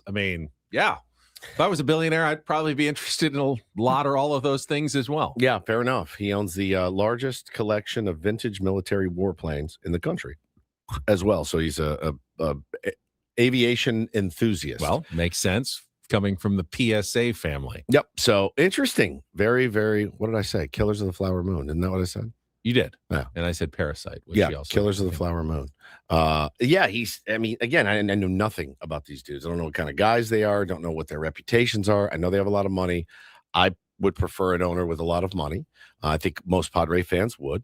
And again, I don't think you can go wrong with any of those guys as far as, reputations that I've just read on the surface so far. I guess the only curiosity I'd really have is like, how active are they as owners? Yeah. Are they the Jerry Jones, Steve Cohen type? Sure. Or are they the type to, we're the Brinks truck, but we let other people kind of make those decisions? I don't know. I don't know which is the better one of those, by the way. It's a good point. And like Michelle says in the chat, does he like baseball? Right. Like, do you like baseball? Peter Seidler loved baseball, and he was involved, and it was, I think fun for him in a way. Yes. Oh, God. It was also a business for sure. Well, he loved the game. But he loved the game. Guys like Mark Cuban, Jerry Jones, Steve Cohen, like those guys are involved, and they like doing that. Yes. Is it good? I don't really know. I think you could probably argue either way. They've all been pretty successful. For the most part. They've been relevant for sure. Pretty successful and very but is relevant. that better than the guy that's just the quiet owner? You never hear from him once every couple of years. I don't know. Ray Darko says Feliciano's on the board of directors for the LA 28 Olympics. Okay. Had not heard that. Of course, we just had the news this week that the LA 20 Olympics are coming to San Diego and Snapdragon Stadium for soccer matches as well. So if you're Joe Lacob and you were in on this a while ago, and then these two guys come in and they start kicking the tires, you're like, right. But again, it's a tough decision to make. Will it just go to the highest bidder? I'm assuming it will. The valuations in that article, Ben, had the Padres pretty high, right? I mean, higher than what we had yesterday. Higher than what we had. Forbes. Sportico said like 2.3. 2.31. The record sale price for an MLB franchise is $2.42 billion for Steve Cohen's purchase of the Mets in 2020. Now that's 6 years later. Padres would like to set a new record. They would love to set a new record. $2.43 billion. If they're estimated at 2.3 and they have multiple bidders, I don't know how they don't break that record. Dude, I know. Didn't it? Was it the AC or the What did I throw out Sportico? yesterday? Like between 2.6 and 3.3, somewhere in there is what I'm kind of expecting. I think they will set, which is crazy to think about that. The San Diego Padres will set the record for the highest valued sale of a baseball team of all time. Yeah, and I mean, now a lot of that. Then the next team will set the new record. Probably break that. Probably. Not saying that they are worth more than the Mets or the Yankees or the Dodgers. They're not. But those teams haven't been for sale. The Mets most recently set the record in 2020. Yankees haven't been sold since George Steinbrenner bought them for $10 million in the 1970s. The Dodgers obviously, picked up the team out of the distressed sale of the Frank McCourt bankruptcy. So, but that's the only time they've been sold since Frank McCourt bought them. I can't remember if it was the Sportico or the AC article, but one of them said like the team sources familiar with the, ongoing say that the team expects to sell, the Seidlers expect to sell for more than what it's valued at. Sure. Feliciano, who co-founded Clear Lake, has become a more prominent sports investor in the last few years. Clear Lake provided a large portion of the funding for the $3.16 billion purchase of English soccer giant Chelsea in 22, and now has more than $90 billion under management. No, that's not necessarily their money, but they're managing that kind of money. That's what's Guggenheim managing? Like hundreds and hundreds and hundreds of billions of dollars? Good Lord. Feliciano was close to buying a minority stake in the Chargers 2 years ago. We won't hold that against him. Guggenheim manages over $350 billion.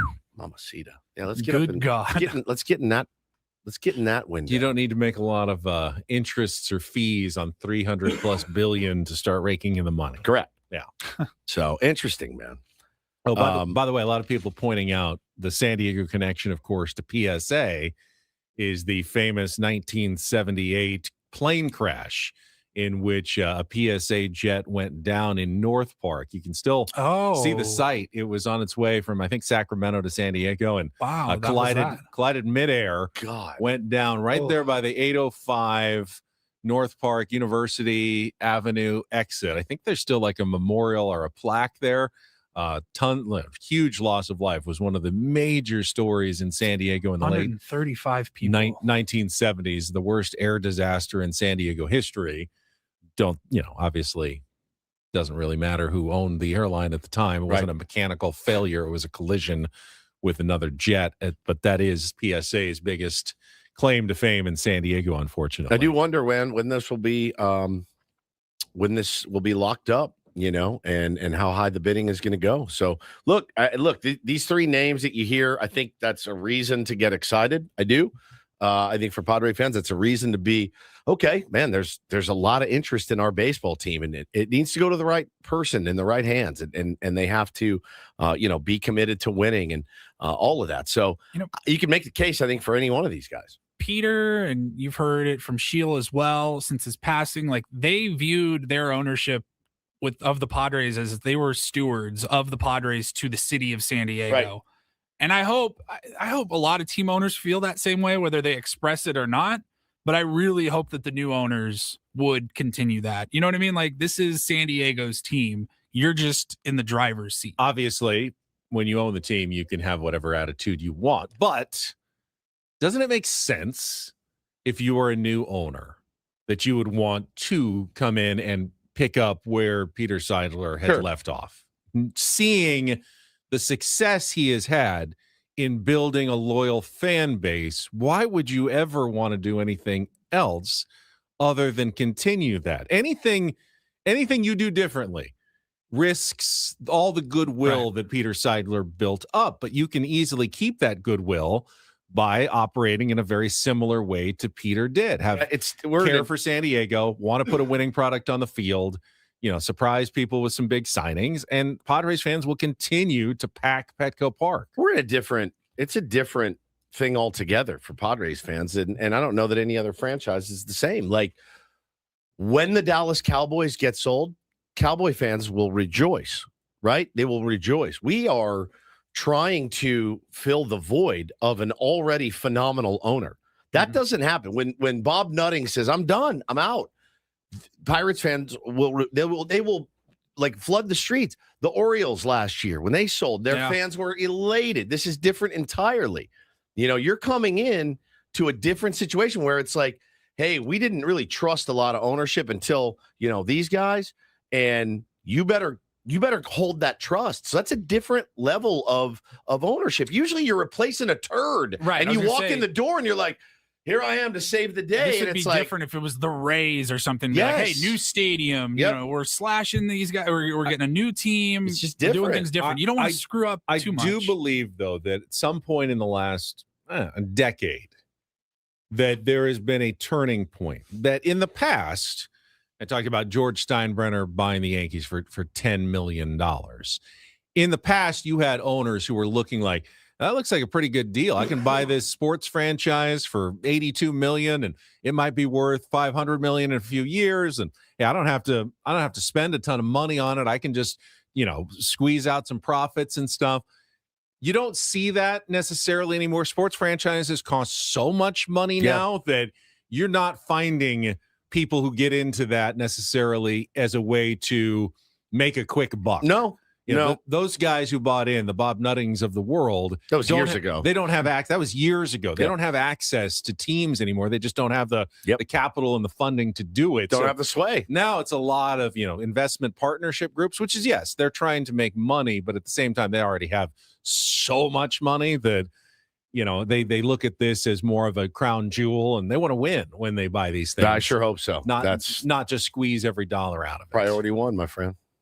By the way, again, we will talk to Eben Novy-Williams from Sportico, who wrote about both of these potential Padres new owners in the sale process, coming up at 9 o'clock this morning. All guests on Ben and Woods appear on the David P. Shapiro fan hotline. David P. Shapiro, criminal defense attorneys helping good people regain control of their future when charged with a crime since 2010. Visit davidpshapirolaw.com. Coming up in our 8 o'clock hour, we'll play some Real or Fake. It's a Throwback Thursday, so you'll have an opportunity to qualify and win some Guns N' Roses tickets. And we will also be giving away in the second half of the program more Padres spring training tickets that you can pick whatever day you want to go out and check out a Padres game at the Peoria Sports Complex. So all coming up in the last 2 hours of Ben and Woods. More on the way. We'll reset the show. Hour number 3 is coming up next. Don't go away. It's Ben and Woods, live from the Bill House Studios. We know how on San Diego's #1 sports station, 97.3 The Fan.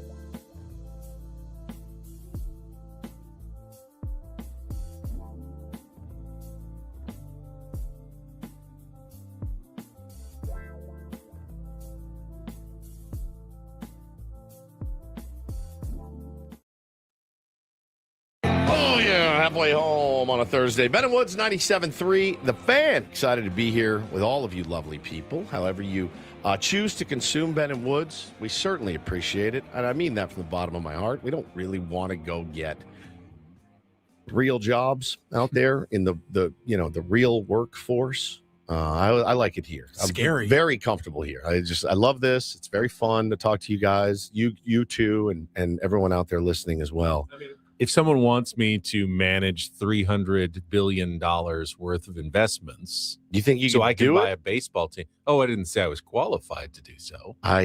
What are you qualified for now? Nothing. At this, right? Exactly. We've really backed ourselves into a corner here. I'm Woodsy. That's Paul Reindl, executive producer, the chairman Ben Higgins. Yeah, look, what would you do? It's scary to think about, honestly. Well, of course, you saw what happened at the Washington Post yesterday. They just obliterated their entire sports section. Now, the good news is we had a brief conversation with our boss not too long ago, and he said, "Look, guys, Odyssey is really committed to sports. They're very committed to sports, and that makes me happy because guess what we do? We do sports sometimes. We do sports. Right."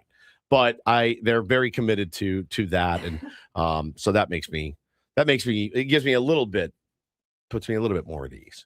But yeah, what happens? They just say, you know what, we're not doing. We're just Have you ever thought about what job you would like to do potentially in retirement? Yeah, consult. Consult. I'll consult my ass off. Like a radio consultant? 100%. You want to be one of those guys, But a good one. Are you going to monetize that, or are you just going to? No, I'm going to do it for free. Yes, I'm going to monetize it. Heart? No, I'm going to monetize it. I'm going to monetize the hell out of it. I should start doing it now as a side gig. I hear some of that. I told you when I was out sick, driving around listening to morning radio, a lot of people need our help. I've kind of pictured myself in my 70s or something as one of those golf course marshals that drives around 1,000% in the cart, making sure the pace of play is going okay. I could be one of those cool marshals that brings like cookies or something that they give to players as they drop by. What about the tee? What do you call that guy? The starter. Starter at the tee sheet. It's pretty stressful. That's a little maybe too much. Yeah. I wouldn't either because you got three guys that are there and you got the next foursome waiting and one guy is lagging. Right. He's not there yet. And I don't need that aggravation. He's just a wreck, dude. I would be a wreck to be a starter at a golf course if I was an I'm sure there are some awkward moments for the marshal. Like, hey, you guys are a hole and a half behind the group in front of you. You need get to it get together. Rate of play. Rate of Play. You're going to have people behind you aren't going to finish before sunset. If you guys don't start picking up the pace a little bit, let's go. I don't think you'd be a good marshal, just to say it. I'm sorry. I don't think you're assertive enough. I need to be meaner. Yeah, More dominant. I've never really met a cool marshal, to be honest with you, because they're not supposed to be. I only meet cool marshals because I play really fast. Yeah, so they're that's more fair. than happy with my pace of play. I can't tell you the panic I get when those guys drive by and they start eyeballing me, man. I'm like, Fine. I'll pick up the range balls in that in the machine, and drive around the range in the cage with the machine. And the fact that you act like number one, would be considered manual labor, right? Yes. Right. Like number one, the fact that you think you could maneuver that thing is maybe the most absurd thing you've ever said.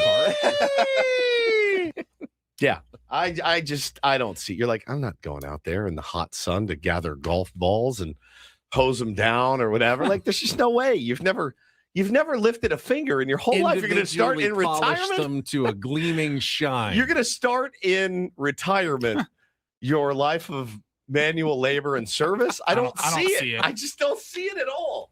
I really don't. I think you're going to be on Channel 10 and the radio for the rest of your life. I also agree with that. I really do. Yes. You'll find as long a way. as they'll have me. Yeah. I think I'm sticking around. Yeah, that's exactly right. No, I don't. I try not to think. I mean, I try not to think about years down the road. Of course you do. But I just don't know what I would want to do. If this ended today, I don't know what I would do. I really don't. I think about it all the time. I do too. I'm much, much younger than you guys even. And it's still, you're like, all right, what's the next move? What's and the next thing? All right. So for the last, 12 years, I've worked in AM and FM radio.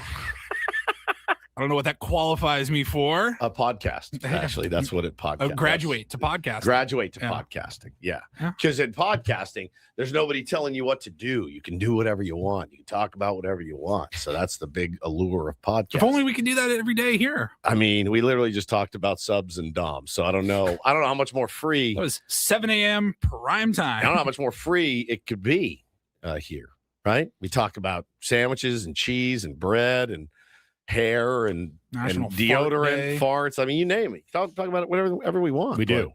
But I don't know, Paulie. Like, for me, I'm 50 years old. I just want to do this till I'm done.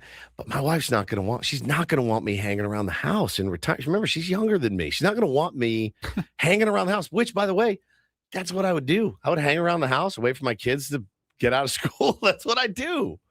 I might play some golf then, but I think she would even have a problem with that if I was retired. You've thought about starting a business before. I have. I've thought about starting some businesses before. It may work. It may not. I just don't know. And do I really want to put in the 19 to 20 hour days to start my own business? That's a heavy grind to start starting any business. You guys, I don't understand insurance. You think I'm going to go run a business and know how to pay taxes and handle payroll and scheduling? I don't know how to do Excel. You can hire people to do that, but all of a sudden that's eating into your business. Eats into my money. I'll say this. You need to hire so many people to handle things for you. Working for, Stephen Woods LLC or whatever, they would have the best first aid kit in San Diego. There's no question. It'd be like a shopping center. Cintas. Your wife texted me last night. She said she was like convulsing. She thought it was the funniest thing ever that I go pillage the Cintas thing here. She goes, does he do that often? And I go, pretty much every day. I think. That's garbage. I feel like you do it fairly often. I was like, he goes to the bathroom about 6 times a morning, and I would say 1 out of every 6. You stop on the way to the bathroom or on the way back from the bathroom. There. It's not true. The case is right there. You'll just stand and stare at it. You're tempted by it. You just look inside. I take that back. I will get they have lens cleaners, so I clean my glasses with it and my cell phone. I do that a few times a week. That's for emergency lens cleaning. That's not just for run-of-the-mill everyday lens cleaning. That's what do you mean? There's a million of them. That's when you're about to die. There's so much gunk on my lenses cleaner. Then you go to the emergency box. I Otherwise, clean your lenses on your own time, on your own dime. Carlos, good call. Woods Medical Supply Company to do that. I told you guys, Cintas. I said yesterday I would go work for them. I really believe in their product. I really believe in it. I'd send them that clip from yesterday, and you're in. I'd be the guy. They wouldn't send me out to install it because there's no way it would stay. If I installed it, I'd install it into the drywall and not the stud, and it would fall. But I could go out and show the new product, maintain it, and fill it. Maybe I'll bring. Yeah, I got it. I'll bring you by some new eye wash. And like I said yesterday, it's one of the things weirdly that offends me the most about you. Why? That you raid the company medicine cabinet. Out of all the offensive things I do, that's what gets you. Is it because you don't think I should stick it to the man, or is it? Those are emergency use. I just feel like it's for emergency use only. It should have an alarm on it. If someone opens it up, an alarm starts going off because something obviously horrible has happened. Or at least you guys need to go such a hard on about first aid kit. The Cintas board. Am I taking food off your table when you get bonus if there's more stuff in there? I don't understand why you care. I don't care. It's just a funny observation. It's right there. Dave, have you ever opened the first aid kit? The Cintas first aid. Dave, you've never gone in there. What goes in there every single day to get stuff? There's it's his own personal medicine cabinet. Yeah, that's true. That's true. I think I want to do a deep dive now. I want to poll everyone in the building and be like, how many times a week do you go to the first aid kit? I love it. I picked up my little league gear the other day, the catcher's gear, and they got 2 first aid kits in my bag, and they're both wrapped. And I'm like, one for you, one for the team. I just want to open it and see what's in there. I am low key obsessed with it. I have a first aid kit in my car that is in the back, it's velcroed to the wall. I've gone through that maybe like 100 times. Maybe this is my kink. This is my kink. You know what? Maybe during the break, I'm going to go take a look. Maybe they have a corn remover for my. Please stop talking about your corn. Your corn. Why do they call it that? Is it a bunion? Is it different? Because it looks like a kernel of corn. Let me see it. Essentially. I want to see it now. I don't know. The one time he doesn't wear flip flops in here with his. How do you get it off? It's like a pumice stone. Yeah, pumice stone. I can't really see it because it's on the outside of the little toe right here. It hurts like heck when you touch it. I wouldn't touch it. It might be. Ow! I told you not to touch it. I need some. It's painful. I need some tweezers. I just want to pull whatever that is out. It's not tweezers. It's medication. Actually, what they said is it's salicylic acid, which is I think the ingredient aspirin, like in those pads, or, and this is gross, urea solution is what dissolves the corn. What is that? Urine? Mm-hmm. Like the chemical in urine. Is what is if you soak it in enough of that will cause it to dissolve. I love that we just 5 minutes ago, by the way, said we can talk about whatever we want. You're really telling me that if it gets so bad, you can get the vomit pan from the kitchen and fill it up the other way, and then just dunk your foot in your own. Yeah, and just soak it in there is actually. That's so good. I'll do anything. Actually one of anything. It's one of the treatment methods for the corn. Hey, just by the by, you can try the stuff you can get at CVS. I would just soak it in my own urine if I were you, and it will just knock it out. It's what we call the home remedy. Are you kidding me? That's a real thing? This is all based on my own internet research, which I agree is problematic sometimes. Don't do your own medical research at home, but maybe tomorrow. It says here to get rid of corns, soak your feet in warm water to soften the skin, then gently file the corn with a pumice stone or a foot file. If I come in tomorrow with a foot file or gently being the key word, there's a nugget. There's a little nugget in, and I think if we get tweezers and pull the nugget, I think it'll be better. Well, That's what I want to tweezers do. are involved in any of this process. Will you scrape it off his foot tomorrow if I bring in a foot scraper? 100% in a heartbeat. Right. You guys know I don't mind feet. I like feet, so I'm fully on board. Ben's feet, though? Not my feet. I don't care. Sure. I like feet. This hour on 97.3 The Fan is brought to you by who is so dying to bring us this conversation. That would be GL Pools. Perhaps I can soak my feet in the GL Pools right now. The company trusted by thousands of San Diegans to keep their pools sparkling, swim ready, and expertly maintained. Call GL Pools now and say radio for a free month of service. I can't believe that's an actual treatment. You've heard about that with jellyfish or stings. Stingray stings. Yeah, but I guess it makes sense. I just don't think I can do it. All right, your own or somebody else? I was just going to say, I don't know. I think your own. Your own. I think you have to do your own. Number one. You're in. Gracie in the chat said that the Cintas thing should have facial recognition. For me, it locks me out.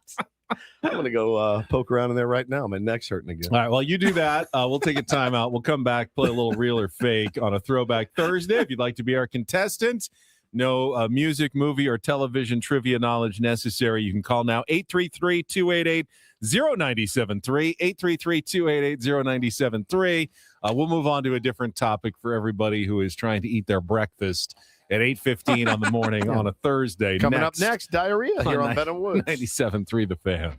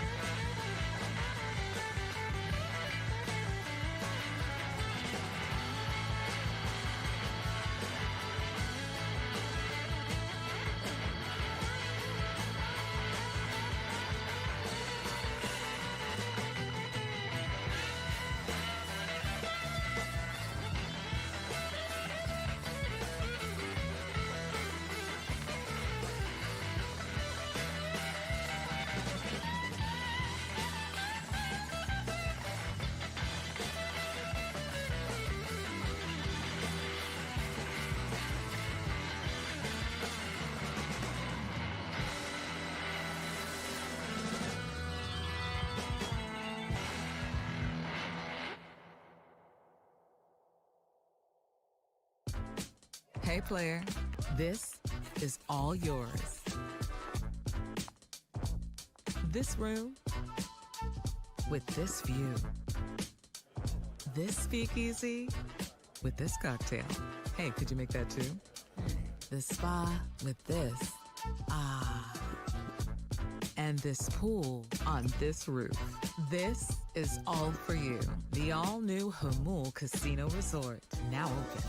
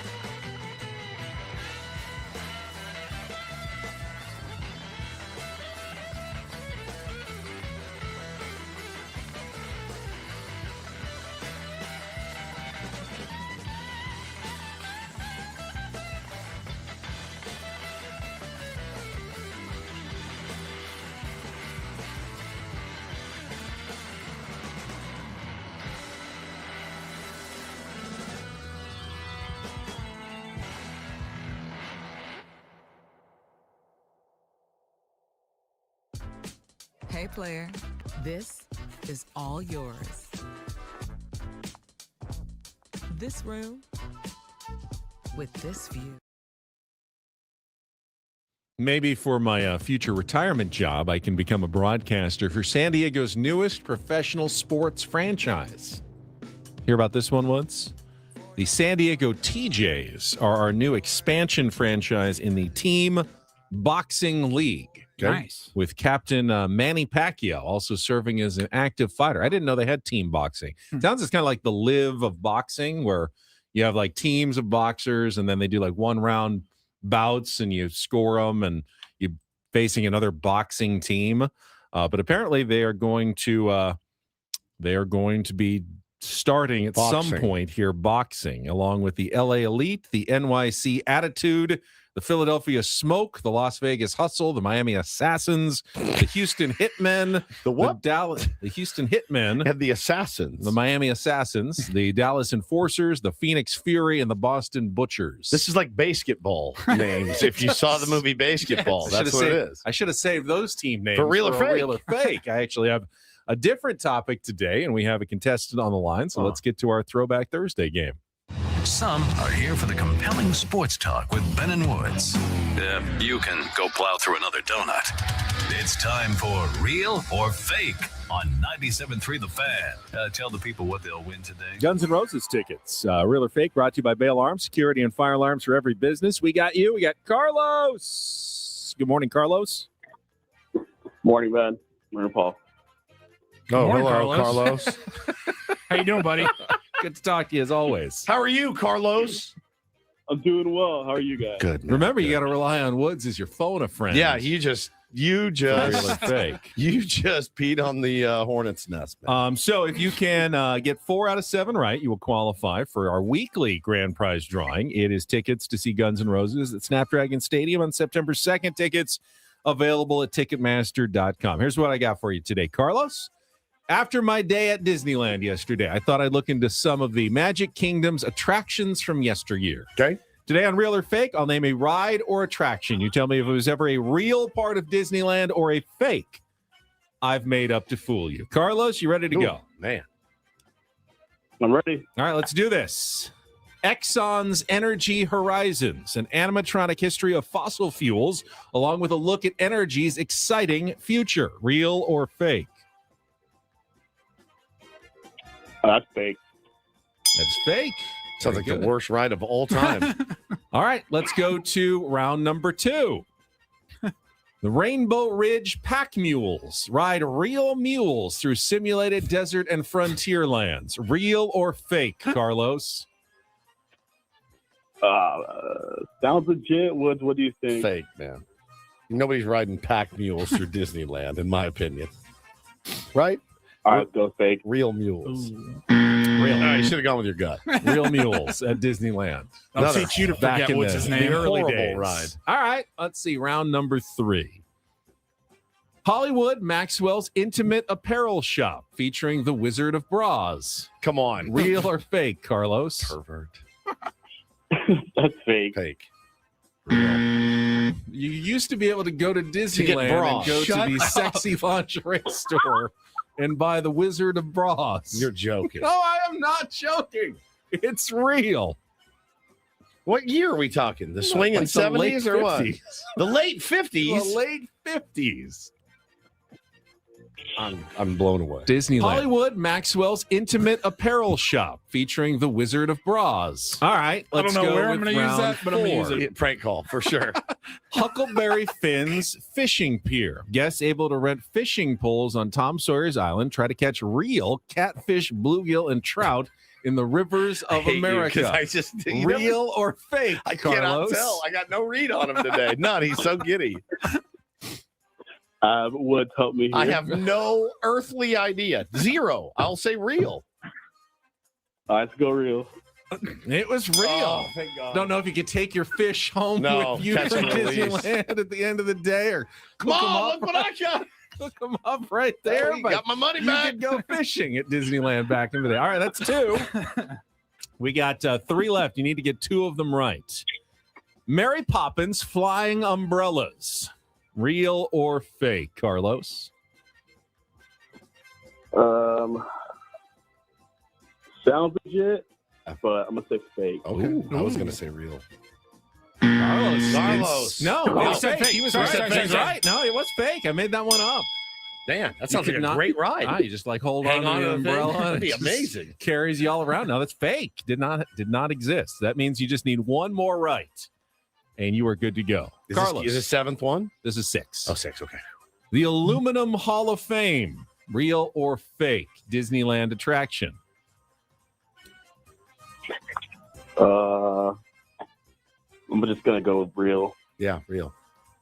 Yeah, it's real. That's Good it. job, Los. Congratulations, Carlos. Last one here just for fun. Videopolis, a nighttime dance club aimed for young adults. Real. You remember that Yeah, one? I've heard it of was it. real. Carlos, hang on the line. Paulie will get you into the drawing for the Guns N' Roses tickets. I do remember that as well. I don't think I ever went to Videopolis, but Nobody's. You guys want to know Videopolis? No. where the cool kids were going, right? Nightclub at Disneyland for teens. I remember the days of teen nightclubs. All underage nightclubs was like What are we doing here? Because I don't dance. Like, it was not cool. You can't drink. You don't want to dance. We'll do a picture of Sprite. Thanks, bud. I went to one time in high school because there was a 16 and older club, and it was weird then. Yeah, super weird looking back and going, like, there were adults there. Yes, it wasn't only 16-year-olds. 100%. There were adults there. Correct. It was a nightclub. You could dance and whatever. Yep. I think they had a bar area even that you had to have a wristband. Yeah. But like, that's disgusting and creepy. And it was a thing in high school. Like, once you were 16, maybe some older friends were like, hey, we're going to, it was called Club 131 in downtown Seattle. And I go, that's disturbing that, like, we were there with like 16 and 17-year-old. And there's like girls. 28-year-old dudes in there. Yeah, like, dude. Disgusting. There was one in Arlington that we used to drive all the way from where we lived out there. It was like you had to be, I think it was 16 and over too. And they had a sand volleyball court. But there was bars, and like you said, there's adult men in there, like hanging out. Yeah, this was not with their just wristbands on, high school only type of thing. Probably feeding underage girls drinks and stuff. I mean, it was the real deal, gnarly. Man. It was really bad. I cannot remember the name of that place for the life of me. I'm gonna start texting some buddies. I gotta figure it out. Oh, you never did any of that. I did not. No. But, there used to be so many more problematic things. I was going through Pirates of the Caribbean yesterday, and remember, used to have the pirates would chase the women around in a circle. They still do, don't they? Well, now it's the women all chase the pirates around in a circle. They've kind of updated They that. switched that. I still can't believe, though, back in the late 50s, you get like your 7-year-old walking down Main Street, USA, and you go, Mommy, what's that? What's the Wizard of Bras? Fredericks of Hollywood out here. The Hustler Intimate store. apparel shop. Really? Really, Disneyland. I can't believe that, man. I cannot believe that. Featuring the Wizard of Bras. just clip the Wizard of Bras.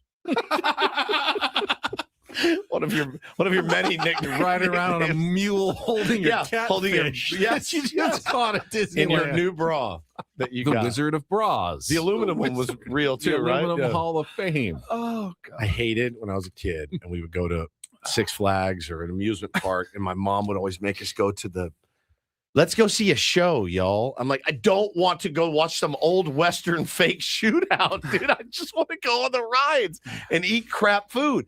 We'd have to go sit 27 minutes till the next shootout fake Western saloon bit, and it was 110 degrees outside yesterday. It's great moments with Mr. Lincoln. Does anyone go into that like theater to watch the Mr. Lincoln's great moments? Don't make your kids go sit through those shows when they go to amusement parks. They just want to go party and ride rides. That's what they want to do.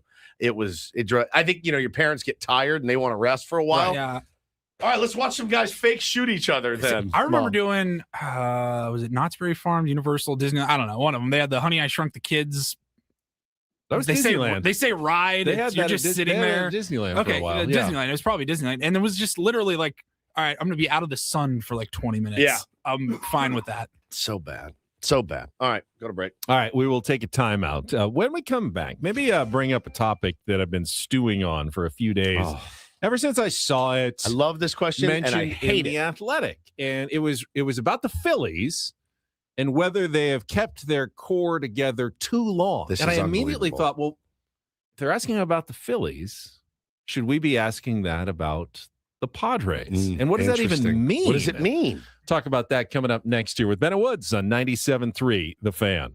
Gambling problem? Call 1-800-GAMBLER. GEGE 0000466. For a full list of games and rules, play at 7 Mile Casino. Visit 7milecasino.com. That's right, Tyler. Honey, I Shrunk the Audience. That's what it was called, the show. That was the show? Yeah. Interesting. If you're looking for a place, though, to sit down, cool off, and have a good time, 7 Mile Casino is an outstanding option right off the 5 freeway in Chula Vista. It's the quick drive where you can be sitting down and enjoying great card action right in our own backyard, San Diego. Yeah, listen, man, 7 Mile Casino has got what you're looking for.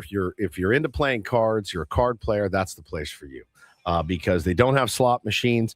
It's not one of those places. It's a place for card players. So California-style blackjack, Texas Hold'em, Pai Gow, and Baccarat. Phenomenal people. Excellent food, Benny. I know you're a big fan of the Kung Pao chicken.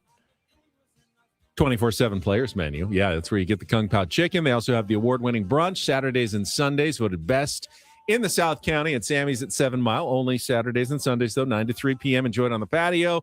Enjoy it in the restaurant, full bar, TVs all over the place. Hey, it's just great. 7 Mile Casino, just 7 minutes from downtown.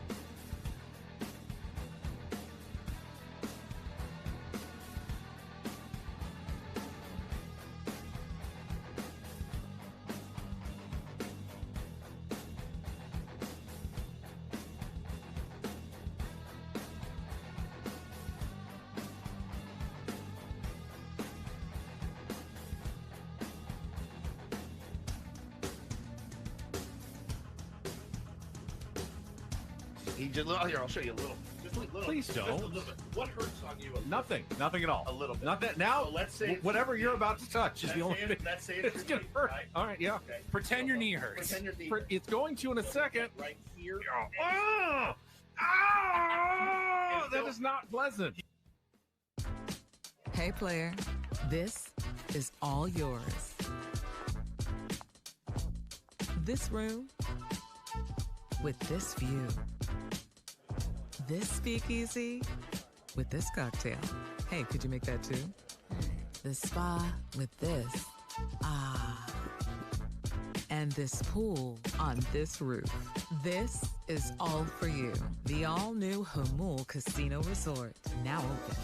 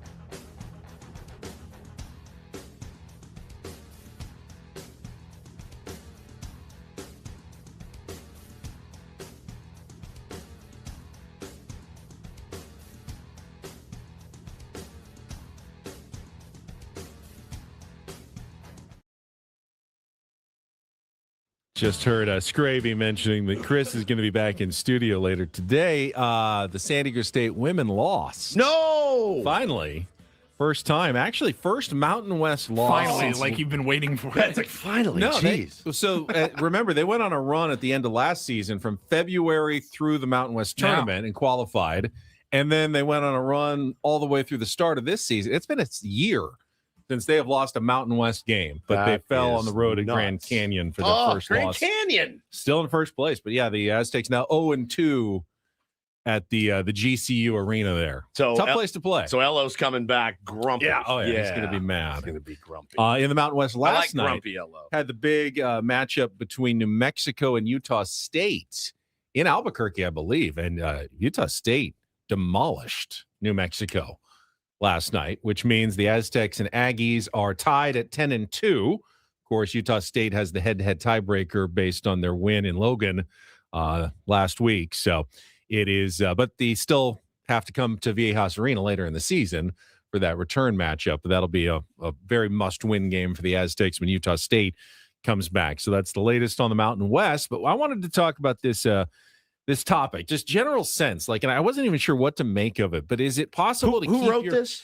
Bowden again in The Athletic, and he wasn't even criticizing. He just asked the question of the Phillies: have they kept their core together too long? And I go, is that something that is that something that happens? Like, you keep your core together too long, and you haven't been making enough changes because, well, we'll get into it. Let's check traffic, and we'll get into it as it relates to the Padres next here on 97.3 The Fan. From the 855 Get Ross Traffic Center. Injured? Demand justice. Demand Jurowitz. 855GetRoss.com.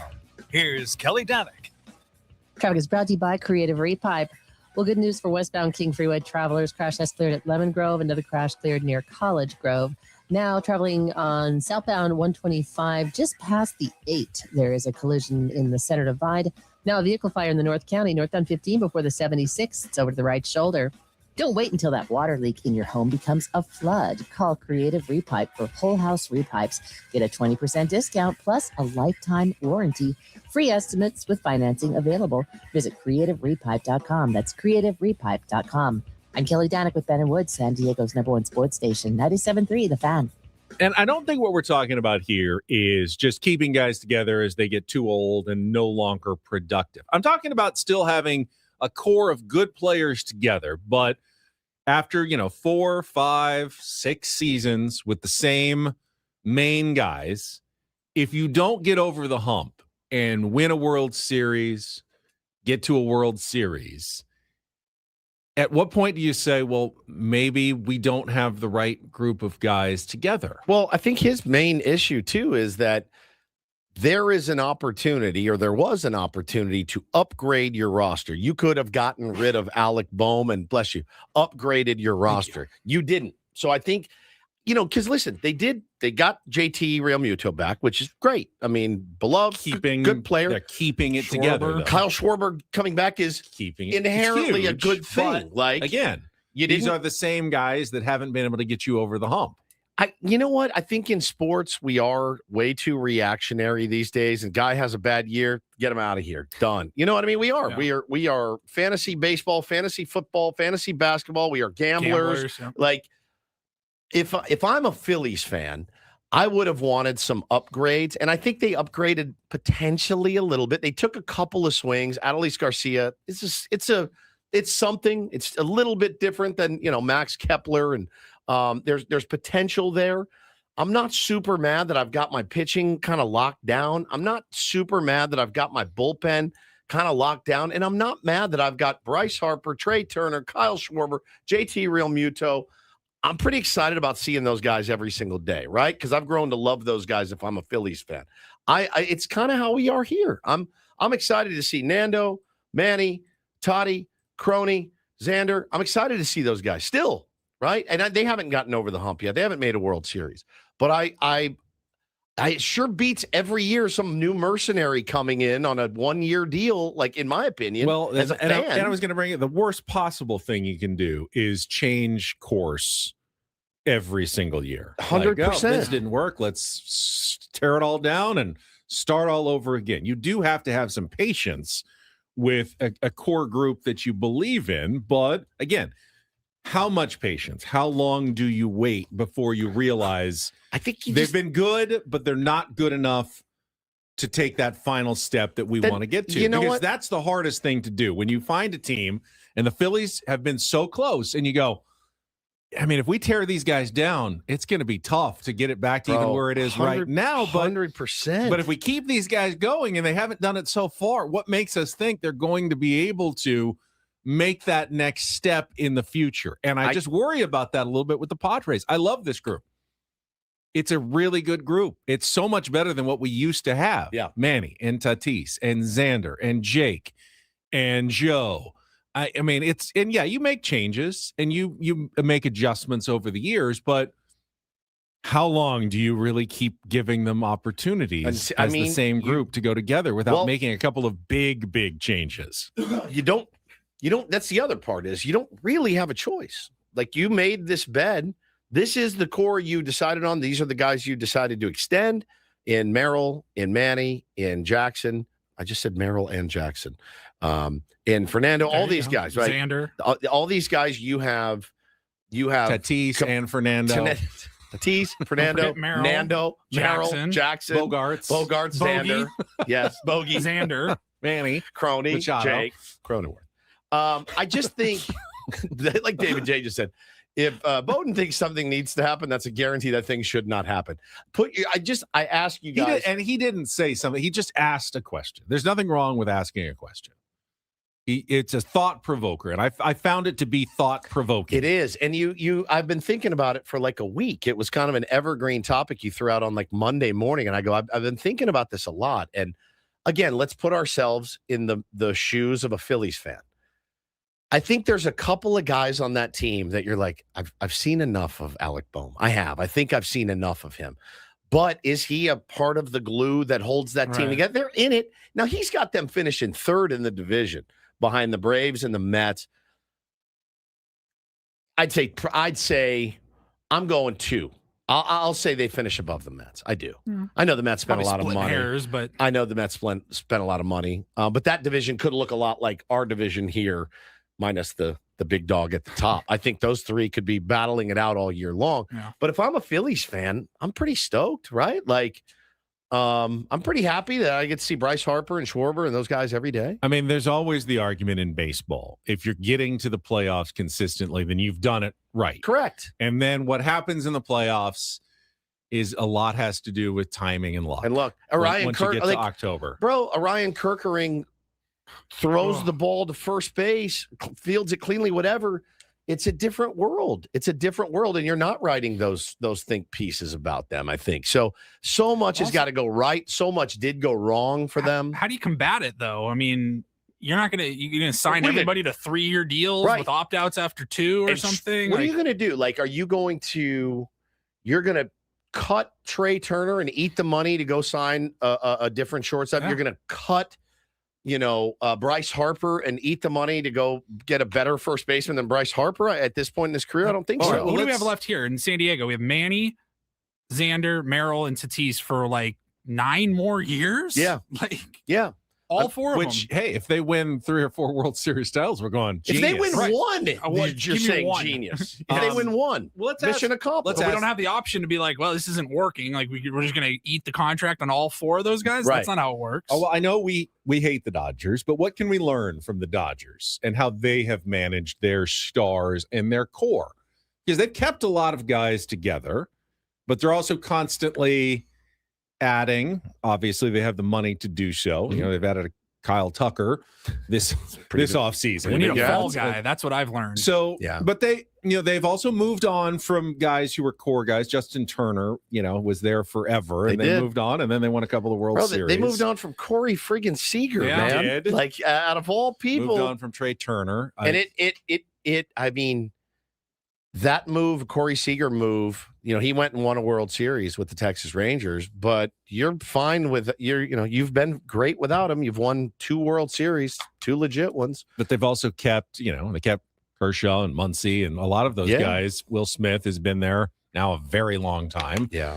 Who, I guess there's a blend that works. You can't just blow it up and keep starting over. You'll never have a culture. Somebody said the Angels. They said that's the Angels. And that's what's been the hard part about being an Angels fan is every year we got to replace the banners for guys that we just signed on a 2-year deal. Now, they have a couple of little core pieces, Zach Neto and Nolan Shanuel and guys like that. But, everyone wants the core. Like, everyone is trying to build a core. Look what the A's are doing. They're trying to build a core. They're trying to extend a core. They want these guys together for a while. The Phillies just haven't gotten the job done. That's it. Like, they have the talent to do it. They just haven't done it. Ultimately, that's what A.J. Preller was hired to do. Right. Didn't have that prior to 2015. Correct. And he spent 4 or 5 years, picking up Fernando, signing Manny, signing Xander, drafting Jackson, and developing. They all came from different ways, but that was what he did. He built that core. Now, will that core get them over the hump? Yeah, will and it be successful? Will it bear fruit, as it were? But the Phillies haven't really done it either. But again, if I'm a Phillies fan, I'm not losing my mind. I mean, you've still got good starting pitching. Now you lost Ranger Suarez, which hurts, and you haven't really upgraded that. That stings. But I think Jim Bowden's thing was more of like you really had a chance after getting close last year to make some huge splashes, and you just brought back the guys pretty much that you already had instead of, hey man, like Kyle Tucker was a big ask, but he would have fit in really good with that team. Replacing Nick Castellanos, I think would have been a nice pickup, but they didn't do it. And they lost Ranger Suarez. So I can see his point a little bit, but that core is not going anywhere. And if you're a Phillies fan, I think you still love watching that core. I think it's just baseball's really hard. It's really hard. Like all of these teams, if you think over the history, even the last 30 years, think of the teams that stuck together. Like, all right, of course, you had the Yankees of the 90s and early 2000s. They had a core. I think the Giants are probably the best example. 3 and 5 years or whatever, like those were the same core guys every single year. And it just worked for them. The Phillies, the Padres, other teams like that, they've had the same core for that amount of time that the Giants didn't work. Just didn't work. I think we've learned there is almost no way to game the system in baseball without doing what the Dodgers have done. Right. They may have figured out a cheat code. Spend so much that you can have so much depth, so much pitching that you can rest guys, rest them and keep them healthy for October. But no other team can really do that, which means you're always subject to the whims of late season injuries, a couple of guys having poor performances in October. Only one team the last couple of years has been not susceptible to that. Pretty crazy. Guy brings up the Astros. They moved on from their core. They really had no problem moving on from their core. They did some shady things behind the scenes, but they kept their core and they were good for years. Oh yeah. And then when they weren't, they moved on. They moved on quickly. Now they haven't gotten all the way back again. The last couple of years, but they had somewhat of different cores when they won their 2. No, but we all World think the Series Astros titles. are smart, right? Yes. We think they're a smart organization, so maybe that is a good model to follow. But I think if you're an Astros fan, you didn't love this offseason. And, you're looking at the Mariners getting better. You're looking at the Rangers potentially getting better. You're looking at the A's kind of starting to, you're wondering, are we a 4th place team soon? Yeah. If not this year, then you got coming up pretty soon. You got young pitching if you're Houston. You got some really good young pitching if you're Houston. But yeah, man, they looked at their core and they said, we don't care about keeping it together. And it's an interesting philosophical question. And, but I think here in Philly, we've got our cores. We better just hope that it works. These two teams have a lot of similarities, man. When we come back, special guest, Eben Novy-Williams from Sportico. Eben Novy-Williams. Yeah, you're screwed. I am. He is writing about potential new Padres owners. We'll pick his brain, see what he knows, how he learned it. Coming up next with Ben Woods. Biggest fan announcement as well on San Diego's #1 sports station, 97.3 The Fan.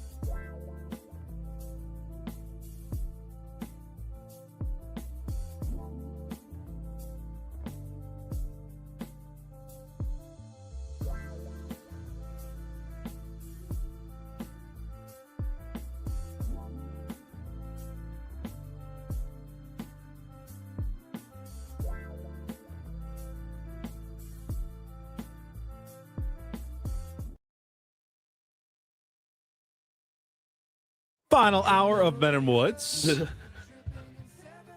Live from the Bill House Studios. We know how. We do know how. This is a busy hour. Is it? It begins with a complication.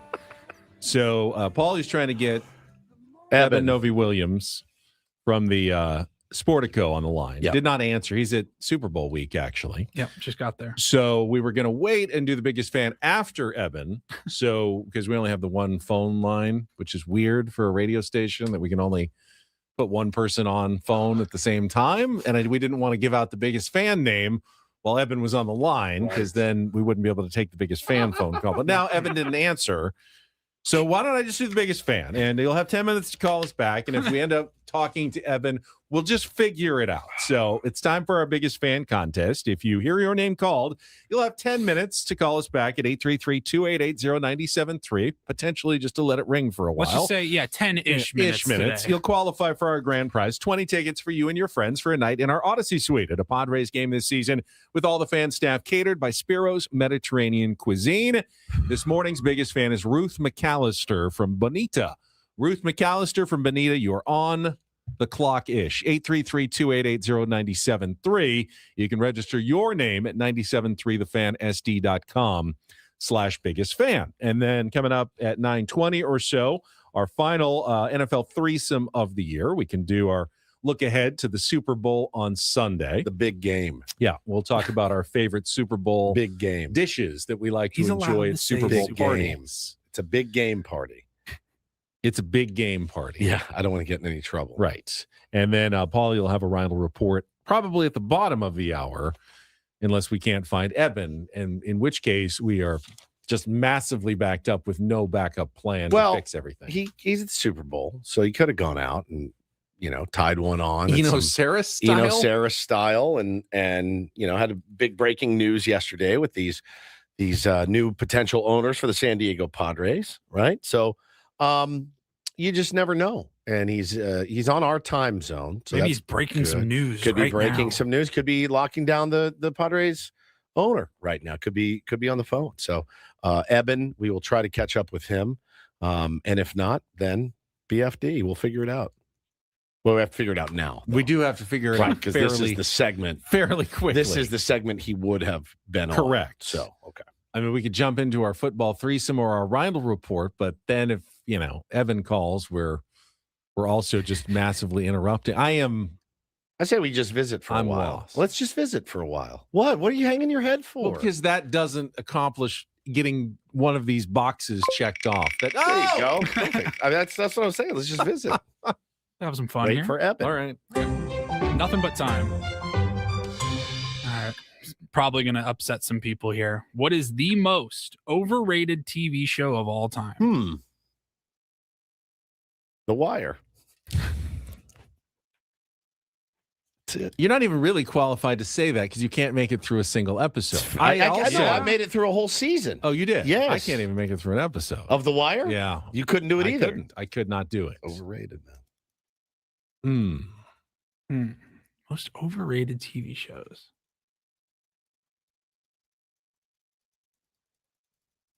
There's a difference between like overrated or like, hey, it was wildly popular. It just wasn't for me. Just overrated. Like, I wasn't into Game of Thrones, but I wouldn't say they were overrated. No, I think if you liked it, it was like the best thing ever. Right. If you were into it. I just didn't really watch it and didn't get into it. We got some terrible, terrible responses in the chat. Somebody said The Office. I mean, that's insane. I agree with that one.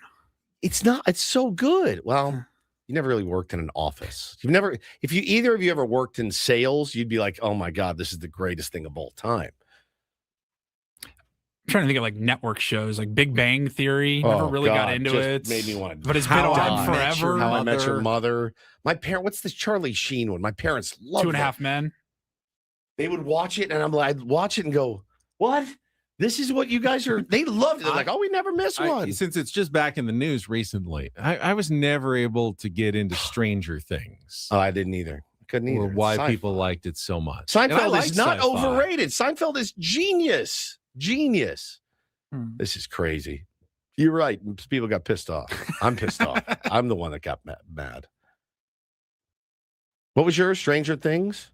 Stranger Things. Got one? Yeah. Got one on the line? I got Ruth, I believe, on the line. Hi, Ruth. You are on 97.3 The Fan with Ben and Woods, and you are our biggest fan. Congratulations.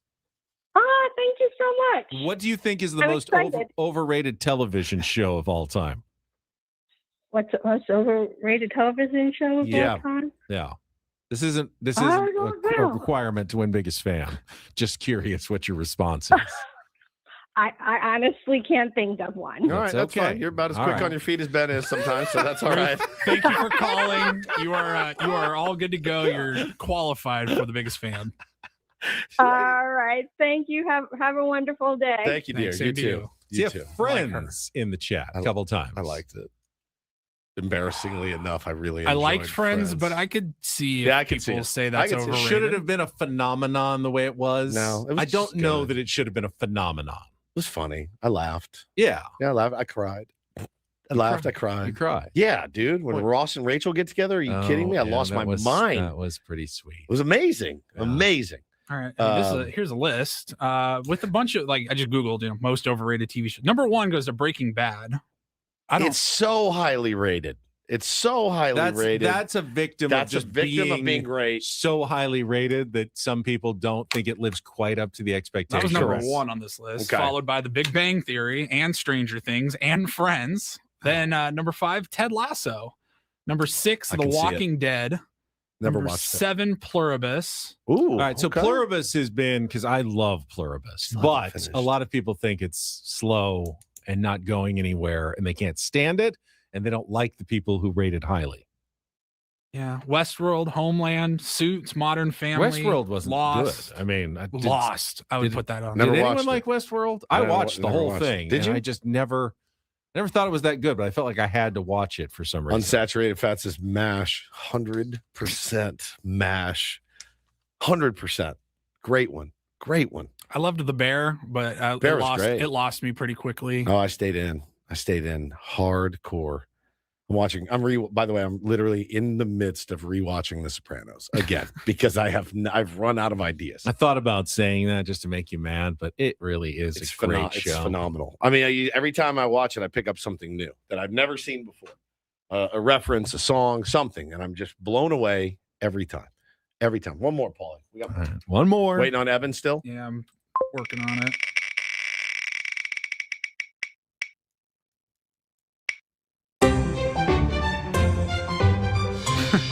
What is the most old man thing you've caught yourself doing? I mean, how much time do we have? Like internet scammed? I mean, you name it. You name it. Recently, I have been noticing that I'll reach up and I'll feel like a nose hair, and then I'll just try to yank it out when I feel Just the nose in public. hair. Yeah, just at my desk. Just sitting I there. mean, once it's there and I see it's there, and then it tickles kind of, and then I realize, well, what if it's sticking out and people can see the nose hair? It's not just hidden in my nostril. Right. So then I try to grab it because I don't have tweezers at my desk, and I'll just try to pinch and pull it out, which hurts just so much, but you don't want a nose hair sticking out. I think one of the old man things that I've found myself doing recently is I've started to get really mad at teenagers in my head. Oh my God, me too. Now I haven't let it out yet, but I get really upset at them, and they haven't even really done anything wrong. All they did was walk past me, and I see them, and I just start to rage. I start to rage internally. Bo and I were going to practice yesterday, and these guys walked by, and I just muttered, "Dip S's" under my breath because I couldn't stand the sight of them.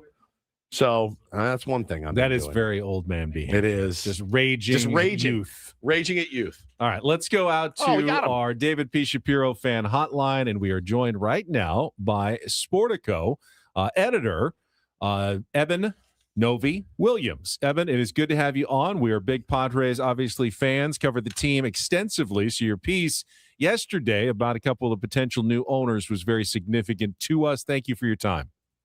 Of course. Thanks for having me. First of all, how's the Super Bowl? I mean, it's always an event, but what's it like out there? I mean, I hate to be the guy that talks about the weather, but flying from 8-degree New York to 60-degree California, I felt like I was sitting on the sun yesterday It's like when heaven. I was outside. It's lovely. Yeah. You're not I even in the understand why good you part of guys live out California. here. I know, exactly. I imagine what it's like down where you guys are. Like 82 here yesterday. Yeah, it was absolutely gorgeous. All right. That's glorious. Let's start before we get into some of the specifics of the new potential, owners who are kicking the tires on the Padres. How does Sportico go about coming up with a valuation? You guys had the number $2.31 billion for the San Diego Padres as their potential valuation. Now, that's not what a person would pay for the team necessarily. That's a valuation. But how does that work? Yeah, so I like to describe it as it's part science and it's part kind of pixie dust in some ways. We have a very good understanding, and Kurt Bodenhausen, my colleague who does this, he talks to dozens of people in and around baseball at most of the teams when he does these process, and he has a whole algorithm and a very good understanding of the things that are kind of consistent across baseball, how revenue sharing works, and then from a more local standpoint, how each of these teams, the levers that they pull to make money, and how big the stadium is, what their ticket sales are like, what attendance looks like, all the way down to parking and radio and local media and things like that. So yeah, these are not exact numbers, as you say, but I think Kurt is the best in the business at putting together how every, and it's not just baseball, but how every major professional sports team in the U.S. makes money. And then he thinks about these, and we can get into revenue multiples if you'd like, because it's interesting in baseball. But then he thinks about what each league, what buyers are willing to pay from a revenue multiple standpoint. So once he understands what a team's local business looks like, he's got a rough understanding of what he thinks that team might sell for on the open market. Yeah, it's pretty fascinating stuff. And I think, on the surface, as a Padres fan, we obviously lost our beloved owner, Peter Seidler, who wanted nothing more than to bring a championship to San Diego, nothing more. And that's all he wanted to do. So the next owner, got big shoes to fill, obviously. What can you tell us? Like, you see these names and then you see the net worth next to them and you go, this is great. Like, this is good. This is awesome. This is what we're looking for. Give me you don't have to give me like the 180 of that, but what should we be cautious of with guys like this coming in potentially? Yeah, I think the caution is that you just never know, even if people have money, how much they're willing to spend. And I think if you know any fans of the Baltimore Orioles, they were very frustrated with their ownership for a very long time. A new multi-billionaire owner came in right at a time when the team felt like on the field was poised to be a dominant force in baseball. And 2.5 years later, I think most of those fans would tell you that they're pretty livid that David Rubenstein hasn't spent more and hasn't dedicated more to a team at a time when the potential was all there. So yes, Jose Feliciano and Joe Lacob and Dan Friedkin, the three buyers who I know are interested in the Padres, they all have a lot of money, but it's you never know if that person is willing to, how much they're willing to spend. And in baseball, as you guys know, it's a critical component. Yes, it's not as critical in the NFL, where everyone pays the same amount and every owner, regardless of who they are, has a salary cap that they abide to. In baseball, that's the difference in many cases between winning and losing. And I think you guys in San Diego have seen when an owner is willing to spend, as Seidler was, how much that injects excitement and fill seats and all that stuff. Talking to Eben Novy-Williams from Sportico about the potential sale of the Padres. And I'm not asking you to tell us about your sources, but who told you? No. What I'm curious about is we heard the name Joe Lacob. Woods even heard the name Joe Lacob early in the process, and you've come up with a couple of other names. But how does one go about figuring out who's interested in buying a team? I imagine a lot of billionaires can operate discreetly if they so choose to be discreetly. Do they want their names out there potentially in this process? Kind of where do you stand on, how these names kind of get popped out into the public? Yeah, well, a few things I'll say without being too detailed about who I'm trying to talk to everybody in all different parts of this ecosystem, right? So it's bankers, it's lawyers, it's some of these guys themselves, it's people at Major League Baseball. And certainly if you're running this process, if you're the Padres, there's drips and drabs that come out in the media, very many places that benefits you, right? That there's a benefit from this looking like it is a vibrant auction. Yes. And there's a lot of the same people that bounce around sports teams, and we'll use Feliciano and Friedkin as good examples. both of these guys have been in the running and late-stage bidders for major professional sports teams in the past couple years, in addition to the ones that they've actually purchased. So whether it's the Celtics with Friedkin, whether it's the Broncos with Jose Feliciano, he was very close to buying a chunk of the Los Angeles Chargers, actually, and that actually fell through basically at the last minute. But yeah, in some ways, like there are some familiar names that tend to pop up in a lot of different processes. And then to your point about the secrecy, and then you have people who, because of who they're working with or because of who they are or because of where they're from, yeah, you don't have as much insight. I've been told by multiple people that there is an Asian consortium, I think from South Korea, that is also in talks and showing interest in the Padres. I'm trying to figure out who they are. I don't know who they are. But yeah, I think some of it is there are people who are familiar to us at Sportico and to other folks who are kind of constantly interested in expanding their sports portfolio. And then you have people that kind of come out of nowhere sometimes.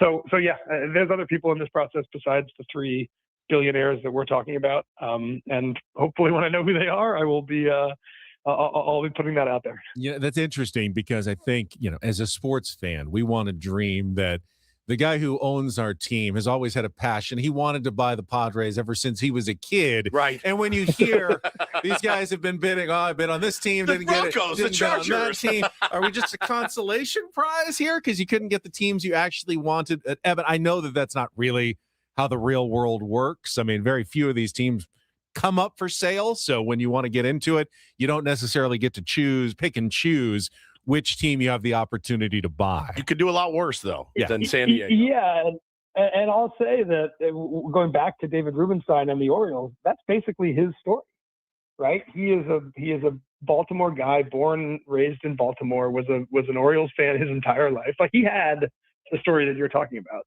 And again, I think a lot of Orioles fans are maybe not too thrilled with how things have gone under the first 2 or 3 years of his ownership. And the other thing I'll say, I mean, sports is just so global now. So I don't think there's anything kind of everyone that is in this, and there are so many of the owners that are in this world now are looking at their portfolios as international. So there's nothing that I feel like is too aberrant if you own a English soccer team and also have a chunk of a team in Boston and then also maybe own a baseball team in San Diego. This is the way this whole industry is going, which is a lot of these billionaires see economies of scale in sports, and it's not always geographical. It's often they just want to have their finger in a lot of pots, and they'll find synergies across those pots. Well, Eben, appreciate your time. We'll let Thank you get you. back to enjoying the Super Bowl power brunch or whatever's going on today up in the Bay Area, and we appreciate the information you're sharing. Thanks, guys. I appreciate it. Thanks, All man. right, Eben Novy-Williams from Sportico. Good stuff. Worth the wait. Concise, but definitely worth the wait. And yeah, interesting. Maybe a South Korean group just signed a Korean star in the offseason. Had a couple of them here. So connection there with the San Diego Padres. But I thought you made a good point and said, you may not have targeted the Padres. You could do a lot worse than buying the San Diego Padres. Yes, if you just wanted to get in the game, you're probably happy with any team. Something's up on the ledger. You're like, oh, God, do I want to buy the Washington Wizards? San Diego Padres are up. Okay, I might be interested in that. So that's good. All right, we are back on track. Good job. We'll take a quick time out, get to our football threesome, final one of the year as we look ahead to Super Bowl 60 on Sunday, and then we'll wrap things up with a Reindl Report. But before we do anything else, let's give away some spring training tickets to Peoria, Arizona. Your chance to win a 4-pack. Let's be the third caller. Dial fast, 833-288-0973. Not only will you win the 4-pack of tickets to Padres spring training, but you also qualify for our grand prize, 4 tickets for a Padres-Giants game at Petco Park on April 1st. Get your own spring training tickets now by going to PeoriaBaseball.com. More Ben Woods after traffic on 97.3 The Fan.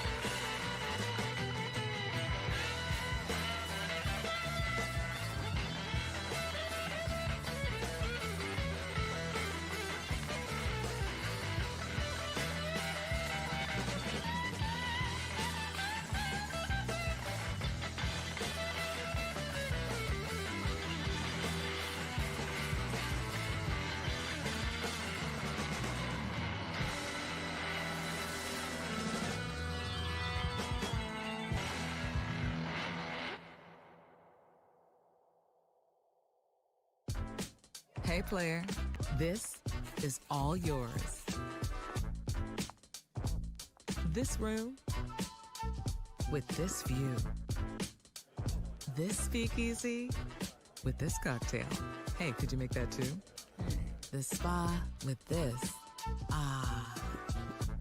And this pool on this roof. This is all for you.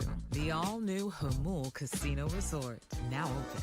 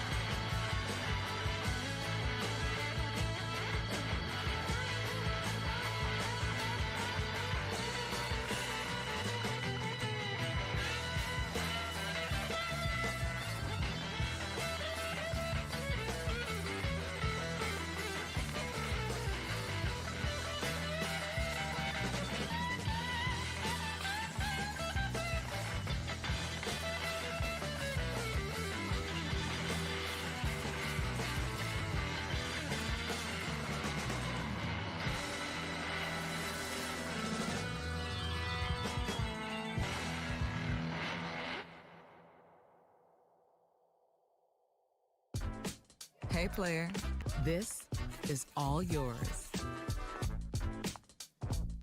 This room with this view. This speakeasy with this cocktail. Hey, could you make that too? The spa with this. Ah. And this pool on this roof. This is all for you. The all-new Hamul Casino Resort, now open.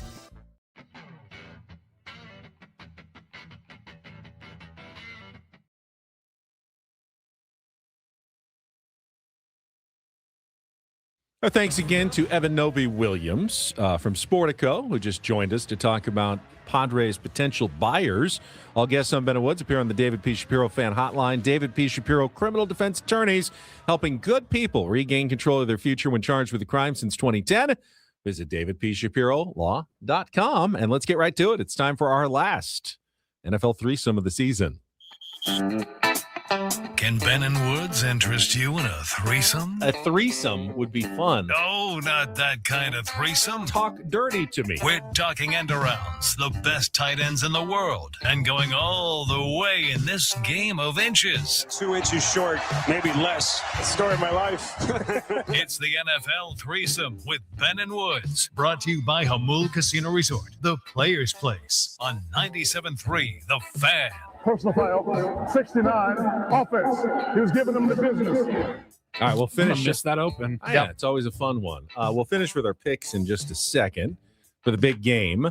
But let's start with the injury updates. Things seem to be trending better for the Patriots than the Seahawks. Drake May took all first-team snaps in a 90-minute practice yesterday.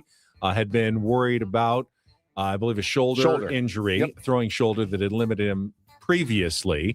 So the good news for the Patriots, but the Seahawks, not quite as good news as one of their safeties got injured during practice. So they have another concern going forward. Where's his name? I just had it and I lost it. Seahawks injured Julian Love? Safety. No, he's got the long last name. Nick Emenwari was the one who injured his ankle at practice, and his status now for the Super Bowl is uncertain. So trending-wise, injury-wise, things going in the direction of the Patriots. Yeah, Patriots do look much healthier than the Seahawks, but I think the Seahawks are a much deeper team, Benny, and I think they've got they got a defense that Drake May needs to be worried about. He's probably been watching a lot of film and probably seeing them in his sleep right now. He's been running a lot more, has opened up and used his legs in the playoffs a little bit, but I mean, again, with a shoulder that you're not 100% on anyway, do you really want your quarterback running around taking hits? You don't, but the playoffs is the time where you're Super Bowl. You got a whole offseason. You know, you don't. A regular season isn't like, hey, just get to the finish line. Once you're in the playoffs, you know those dives, those slides, let it all hang out. Dives forward. You know that extra yard or two, you might win a Super Bowl at that extra yard or two. It's not worth it in week 5 to take a couple of hits head on to try to get a first down. But in the Super Bowl, you stop sliding and you start diving forward because, hey, what if that's the one play that makes the difference and lifts you to world championship? I mean, one thing we all, everybody in this room, I'm sure, is picking the Seahawks to win and cover, which obviously always makes you nervous. Right. Because, the obvious answer isn't always the right one, especially in the Super Bowl. Like, as you said, where anything can happen. Weird stuff happens. You let it all hang out. Guys are like, I don't care if I live. I just want to win this Super Bowl. Right. Everything we put in. So, what's the spread? 7.5. Oh, 4.5.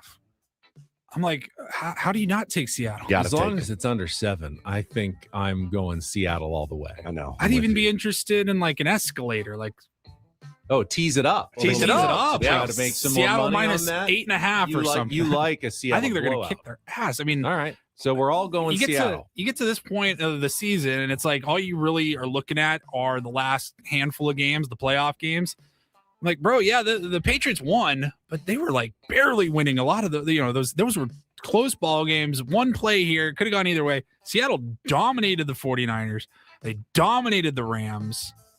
I think they're just rolling right now. Yeah, it's going to be. They didn't dominate the Rams. It was a good game. It was a good game, but they were in the driver's seat the whole game. And I thought the Rams were the best team in football. Yeah, I think they're facing an easier challenge. Seattle's much more in the Super Bowl battle-tested than they are. Yes, than they did in the NFC Championship game. So I like your thinking, Paulie. Tease up the Seahawks and go for the blowout. Which means definitely take the Patriots money line now. Did you guys get any good squares in our Super Bowl squares? We haven't seen it yet. Oh, yeah, they put the squares out. Oh, they did? Yeah. 3 days ago, but yeah, no problem. They put out the results? Yeah. Oh, I haven't even seen it. I'll pull it up right now. I've got 8s. Both the 8s. I got 4s. Which isn't great early, but later in the game, you have a chance. Explain it to me again. All right, hang on. Let me find Woods. The end of every quarter, the You check final the score. digit of your team's score, if it matches up on both, you're screwed. on You don't both have to worry about sides, it. you got nothing. You got 5 and He's got a 6 and a 2. Oh, 6 and 2. 6 is How did okay. I get that draw? Because you get a couple Totally field random. goals early, but 2 is horrible. My ass. You don't we do this every year. 2 is awful. I might be the worst number to get in a squares competition. Let's see. Just to reiterate. So now, hold on. Unless someone scores a safety early in the first quarter and doesn't score again. Or What about misses 2 12? extra points, or 4 field goals is a way to get to. That's not. It's just not ideal. Did you buy any squares? No, I just got the free one that came with the game. And what did you get? Both 8s. And did you buy any Which is squares? not good early, but 28, 38, it's not out of the question. I got my square, and then I did buy a second square so my wife can play along. How many did I buy? You just got your one free square. No, that's BS. I gave her $20. Oh, you bought more. Look for SWs on the chart then, extra ones. I only see one. You better ask for a refund. Oh, no, wait, there's another one. You got a 1 and a 7. Oh, now that's good. Those are good. Okay. That's All right. 21-17. You got Seahawks 1, 21-7. Patriots 7. I like that. 1 and 7's nice. I can't find your other. You're not going to win in the first quarter, likely, but after that, you've got opportunities to win. All right. Still don't get it. Just I've let got me know a if I win. 3 and an 8. Okay. And then a 4 and a 4. No. All right. 2's bad. 5 is bad. You need to get to like 35 before you're realistically hitting 5. And then Woodsy, your other one is a 3 and a 1. So you actually you're in a pretty good spot. All right. Okay, I mean, 3? Yeah, absolutely. I'm entitled to something after the Christmas debacle. Finally, How's last your $1,000? How's your PlayStation? What's your favorite Super Bowl party food? My wife asked me yesterday if I would make the meatballs that I made one time like 10 Little years ones? ago. But they have Toothpick how do you say it? meatballs? Sriracha? Grape jelly and Sriracha. barbecue sauce? Grape jelly, sriracha, and barbecue. Yeah. She wants me to make Oh, those. Stacy. In a crock pot? Yeah. We're doing buffalo chicken dip. Oh, buffalo chicken dip. Oh, Elite. Love that. Bro, this one. I almost slobbered again. Yeah, for real. Oh. We have two birthday parties for Bo's. It's Bo's actual birthday weekend, but he's got 2 parties for his buddies who also share birthdays. We're like till 3. What time's the game start? On Sunday? Yeah. Like 3:30. Yeah, we're 3:18, up something until like like 3:30, so I don't really get to come home, make any pre-game spread. Knowing the missus, she's not gonna make any pregame spread. So like, I don't know. It might be a lame. Ritz crackers. What do you feel about potato skins? Love potato Yeah, skins. pretty good. Damn We're good. doing- I'm not gonna make them. You know what's key for the potato skins? Bacon. It's the little green onions. The onions, Oh, green The onions. little yeah. green onions Oh, for the yeah. freshness. You've got to have the little scallions I'm with you. on top of the potato I skins. don't like how you said that. What? I don't like how you said that word. Scallions. I don't like. Why do you not like the I don't word? know. It just sounds creepy when you say it. Just call them green onions. I want some bean dip. I want some like queso. I want. I think we're doing we might do like Burgers. tri-tip nachos, like God, homemade sounds good. nachos. See, the worst thing though, the store, like the canned queso and the canned Yeah. bean Can dip, I'll eat the I don't- Tostitos one. I'll eat it. Eh. It's not my favorite, No. but like to do Velveeta and Rotel and like really make a If nice, you make a good queso, good queso. fine. Yeah. I'm starving. Beyond I starving gotta go home. right me, now. and, me and the wife, we got to look at our what's the Super Bowl menu this weekend. We gotta Yeah. figure that out. Figure it out. Go to the store. all Are you that. working? Are you not working? No, I'm not Okay. working on Sunday. All right. We'll get you a fresh feast at the Higgins house. I don't know what I'm going to do now. We're getting down to crunch time. My folks will be here Ooh, all crunch. weekend. Crunch, yeah, I love It's crunch. delicious. We may just get Taco Bell. Just order Taco Bell and eat it for the Super could do a Bowl. lot You can worse do a lot worse. You than can do Taco worse. Bell. I'll do a Although, big why old not box go of to tacos. Why not go to just a local taco shop, get a giant thing of rolled tacos? It's different. It's different. Because you want Taco Bell. Right. But You but don't- not for you a don't- Super I don't Bowl want party, tacos. though. I want Taco Bell. For a Super Bowl party? Then? Yeah, it's just me and my kids. Like they don't care. Nobody's ever said I am craving Mexican food. Let me go to so Taco I want Bell. Taco No, Bell. I it's get you it. want Taco Bell. But I just didn't think that was right for a Super Bowl. They party. love it. So Okay. they'll crush those tacos. Bo ate like 7 of those things. So I could get the big old trough of them and we just go to town. Number one day for pizza, I believe. Is Super it? Bowl Yeah, Sunday. that makes sense. Followed by Valentine's Day of all. That days. makes Number sense. two. Guacamole is always good. Yeah, always solid. I'll go get a couple of things that are easy. I like the ruffles, the Shrimp. sour cream with the French onion. I love and the shrimp. ranch. that's good, I too. just crushed the big shrimp at Cold? cold with the cocktail sauce. All right, wrap it up. I'm starving. All right. We will come back with the Reindl Report. Last segment of Ben and Woods next on San Diego's #1 sports station, 97.3 The Fan. And of course, get to tell you about scfatloss.com. After your big game party, can't say it during an ad. After your big game party, if you want to set a new goal for yourself and in 2 months have a brand new you, perfect time would be Monday to go to scfatloss.com. Check out the free consultation and find out how you can turn yourself around. And by the time, mid-April rolls around, brand new you, up to 10 to 20% of your body weight and a pound a day. That's 60 days, and that's a brand new you eating real foods, stuff you can actually have at a party, like steak and chicken, good stuff, and you can lose weight at the same time with no injections, no exercise necessary. I did it. Chris Ella did it. Scraby, John Flint down the hall, Tony Gwynn Jr., and tons of tier ones have all gone through the program successfully. You can be the next success story with sdfatloss.com. Again, just sign up for your free consultation. And here in the month of February, when you sign up, get $200 off the program. Don't wait. Well, wait until after Sunday, maybe. But then on Monday, you are signing up. Promise me. Get a sign up for sdfatloss.com. That's sdfatloss.com. Results may vary.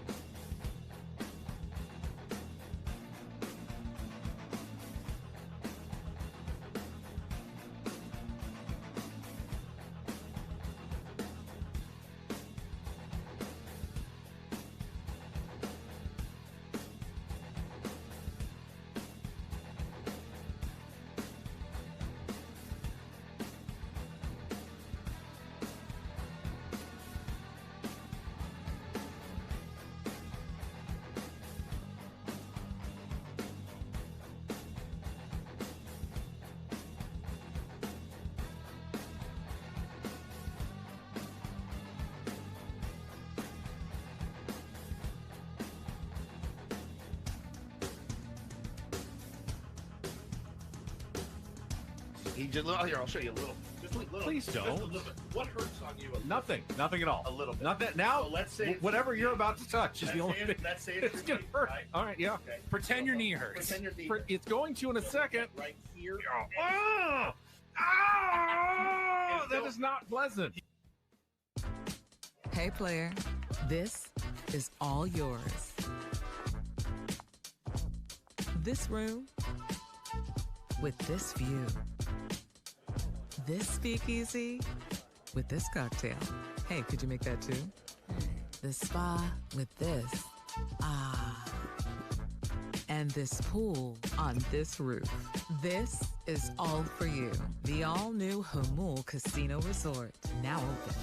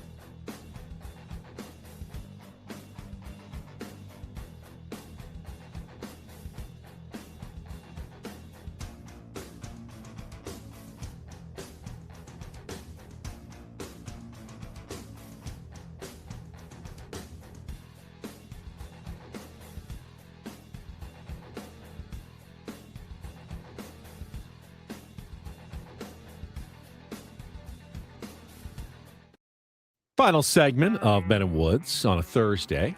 We come back tomorrow to wrap up the week.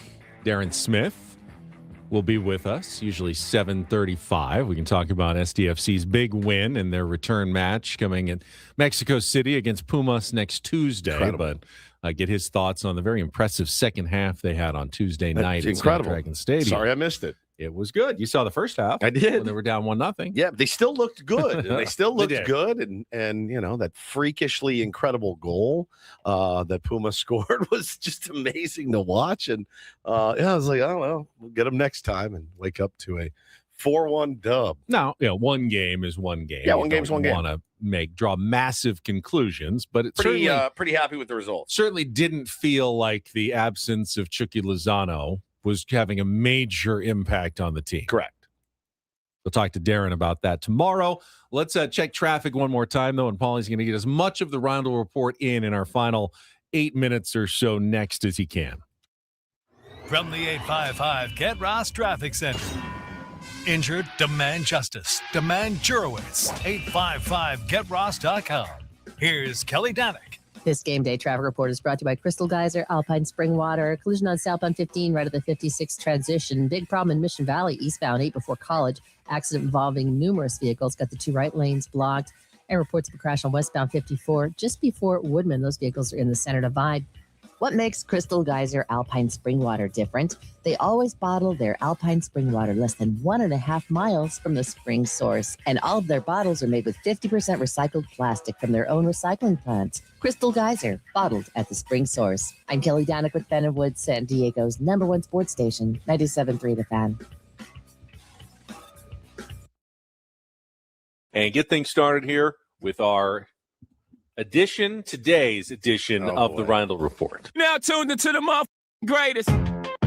Welcome to the Reindl Report with Paul Reindl. Hi, Paul. All right. 2 stories from the world of sports that we haven't gotten to yet. We'll start off in Major League Baseball. And 1 story that you didn't know you needed. Are you laughing, biatch? It's the Reindl Report Hey, Paul, how you doing? Okay, how are you? on 97.3 The Fan. Are you ready to bless the mood? I need some help, please. That was good. Can I get a yeah? Oh, yeah. All right. All right. You're under the gun here, Paulie. All right. Yeah, we got 7 minutes. I'm going to hold on to my first story. It was Super Bowl-ish related. We have plenty of time tomorrow. Evergreen, buddy. We can talk about that later. We will start here. I think it's always a little bit of a PSA to let everybody know whenever there's been a major recall in foods from the FDA, just in case you were out buying any of this stuff. If you were buying honey anytime in the last few weeks, you may be wanting to pay attention to this. I did. Did you buy some honey? When I was sick, I bought honey for my throat. Yep. Honey is one of those things that we always end up having like 4 of them. Yeah. And you don't want to buy anymore because you have so much, but the they're ones all you expired. have are all expired. hard as a rock. And like you need to turn it upside down for 45 minutes before even like a drip will come out. Save that. I had to get some when my throat was killing me, and I wanted tea, I wanted honey in it, so I went and bought some fresh honey. What's the matter with In it? a bear or not in a bear? Not in a bear. Not in a no, bear. wait, in a bear. In a bear. In a bear. Honey in a bear. Bunch of honey was recently recalled after the FDA found that an ingredient in the honey is actually used for treating our old friend Ed. Oh, ED. ED. Yeah. The honey's made by a company in Virginia called Acarco, and they claim that the formulated honey that they sell gives you more energy. Maybe a little too much energy. Wiener energy. Yeah, because when the FDA tested the samples of the honey, they found a drug in there called tadalafil. Okay. Which is You the hear active, those generics. Oh, yeah. that is the active ingredient in Cialis. Honey So- does not expire, people are saying. I believe it is shelf stable. Oh, wow. Yeah. Did not know that. The bees make it that way fair for enough. you. My you wife don't was the have one to that throw convinced me to But get it new does ones. get all grody and cracked and hard. Now the jar it doesn't look like the typical like little bear plastic honey container or anything like that. It says on the jar energy support in your honey. So they put some stuff in it. And the side effects of tadalafil are dizziness, headaches, blood pressure spikes. And if What the anything world else was- happens for more than for 4 more than 4 hours, hours. call your doctor. The world was clamoring for energy honey. Wiener honey, yes. That's exactly right. It's a good bit, guys. All right, and then we'll just move Hold on. on, honey. I need to eat some honey. Sorry. Oh. Yep. So I think that ruined my day. My entire day. That joke. That attempt at a joke. I think it just ruined my whole He day. cracked himself up. Hey, look at him. I think it's Jim just Kinnison over there. I think it just ruined my whole day. Now I can't even look at him. Good story. It's a great story. Yeah. Where do you So go? good. Where do you go from there, though, Paulie? Come on. Well, from one Doesn't get a side whole to lot the other. better. Yes. Yes. Let's do a 180 here. Yeah. Just go up and under. You've been wanting to talk about this story for days. For weeks. Over the weekend, in the quiet part of France known as Toulouse, there was a 24-year-old man who had to be rushed to the hospital. And when he arrived at the hospital, it was found that he had an 8-inch long World War I artillery shell crammed where the sun don't shine. There. And again, just to reiterate, a World War I artillery shell. By the way, this shell, it was live. A live shell. This was not an antique piece that he bought at auction and decided to get crazy on a Saturday night with. The panic is a live World War I shell. Where did he get it? I don't know. I don't know. That's beside the point. Yes. How much is it worth? No. 8-inch He artillery did shell. that. Was he smuggling it? No. Okay. I think it was probably for pleasure. I mean, he could have, I'm going to go blow up this thing with his artillery. I don't know how you do it. I can Ben-splain some fetishes, You but can't. this one is even tough. beyond me. Now, all I picture is the panic that he feels when he's like, I've tried. I can't extract this on my own. I now have to go to the authorities. I would have called someone first. I would have called some sort of paramedic or firefighter. I've heard stories from my firefighter buddies. They've told me things like this happen all the time. Bomb squad. The bomb squad, potentially. And you're just there with your legs peeled back. Like, please get this thing out. And then when you can't, you had to actually go to the ER because you could die for multiple reasons. One being that it's an active artillery shell. Right. Yes. And you could walk in. Guys, is there any way that you could potentially help me? I get that our first responders put their lives on the They line really for do. us, but How this about this, seems though? above and beyond. So Like, he you know approached. what? You did this yourself. Yeah. You get yourself Get out yourself of this out of mess. it. Yeah, no We're kidding. not putting anyone else in harm's way. No, it's a live artillery shell. To help So now you some get out of surgeon is your like own sweating. He's like, stupidity. like a lethal weapon, trying to cut the right wire. Yeah, it says he arrived at the hospital. They had to evacuate the hospital. Staff and patients seen huge. running for cover as the bomb squad was called in, and they had a fire brigade standing by just in case. Unbelievable, dude. It is. It is.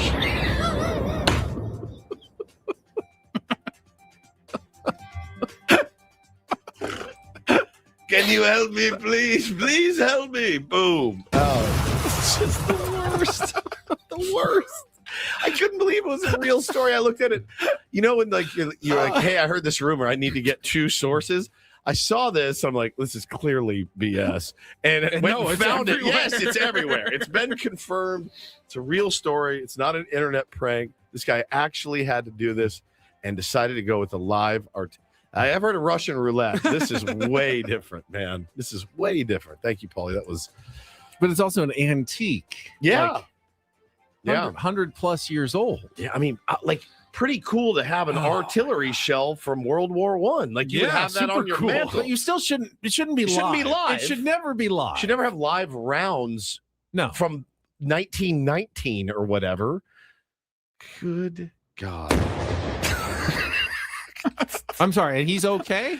I think he's fine. He's totally fine. He's Probably fine. in some pain, but he's good. Guys, you'll never believe what happened. Like, I've had some wild nights, but not that wild. Man, that was excellent. Yeah, it says he's going to have some tough conversations with family or friends. Family. And the police are going to be interviewing him. I think they got to figure out, where did you get this? Where did you get it? Were you planning on hurting someone else? Just say, no idea. Where it came from. Wasn't me. I just woke up. Wasn't me. Not sure. Somebody must have slipped in, and it was my buddies playing a prank on me. Just sat down on a chair, and there it was. All right, we're done. Man, Frank and Brandon get to come up next. For Paulie Reindl, for Stephen Woods, I'm Ben Higgins. We'll talk to you tomorrow morning on San Diego's #1 sports station, 97.3 The Fan. So long, everybody. MVP contender.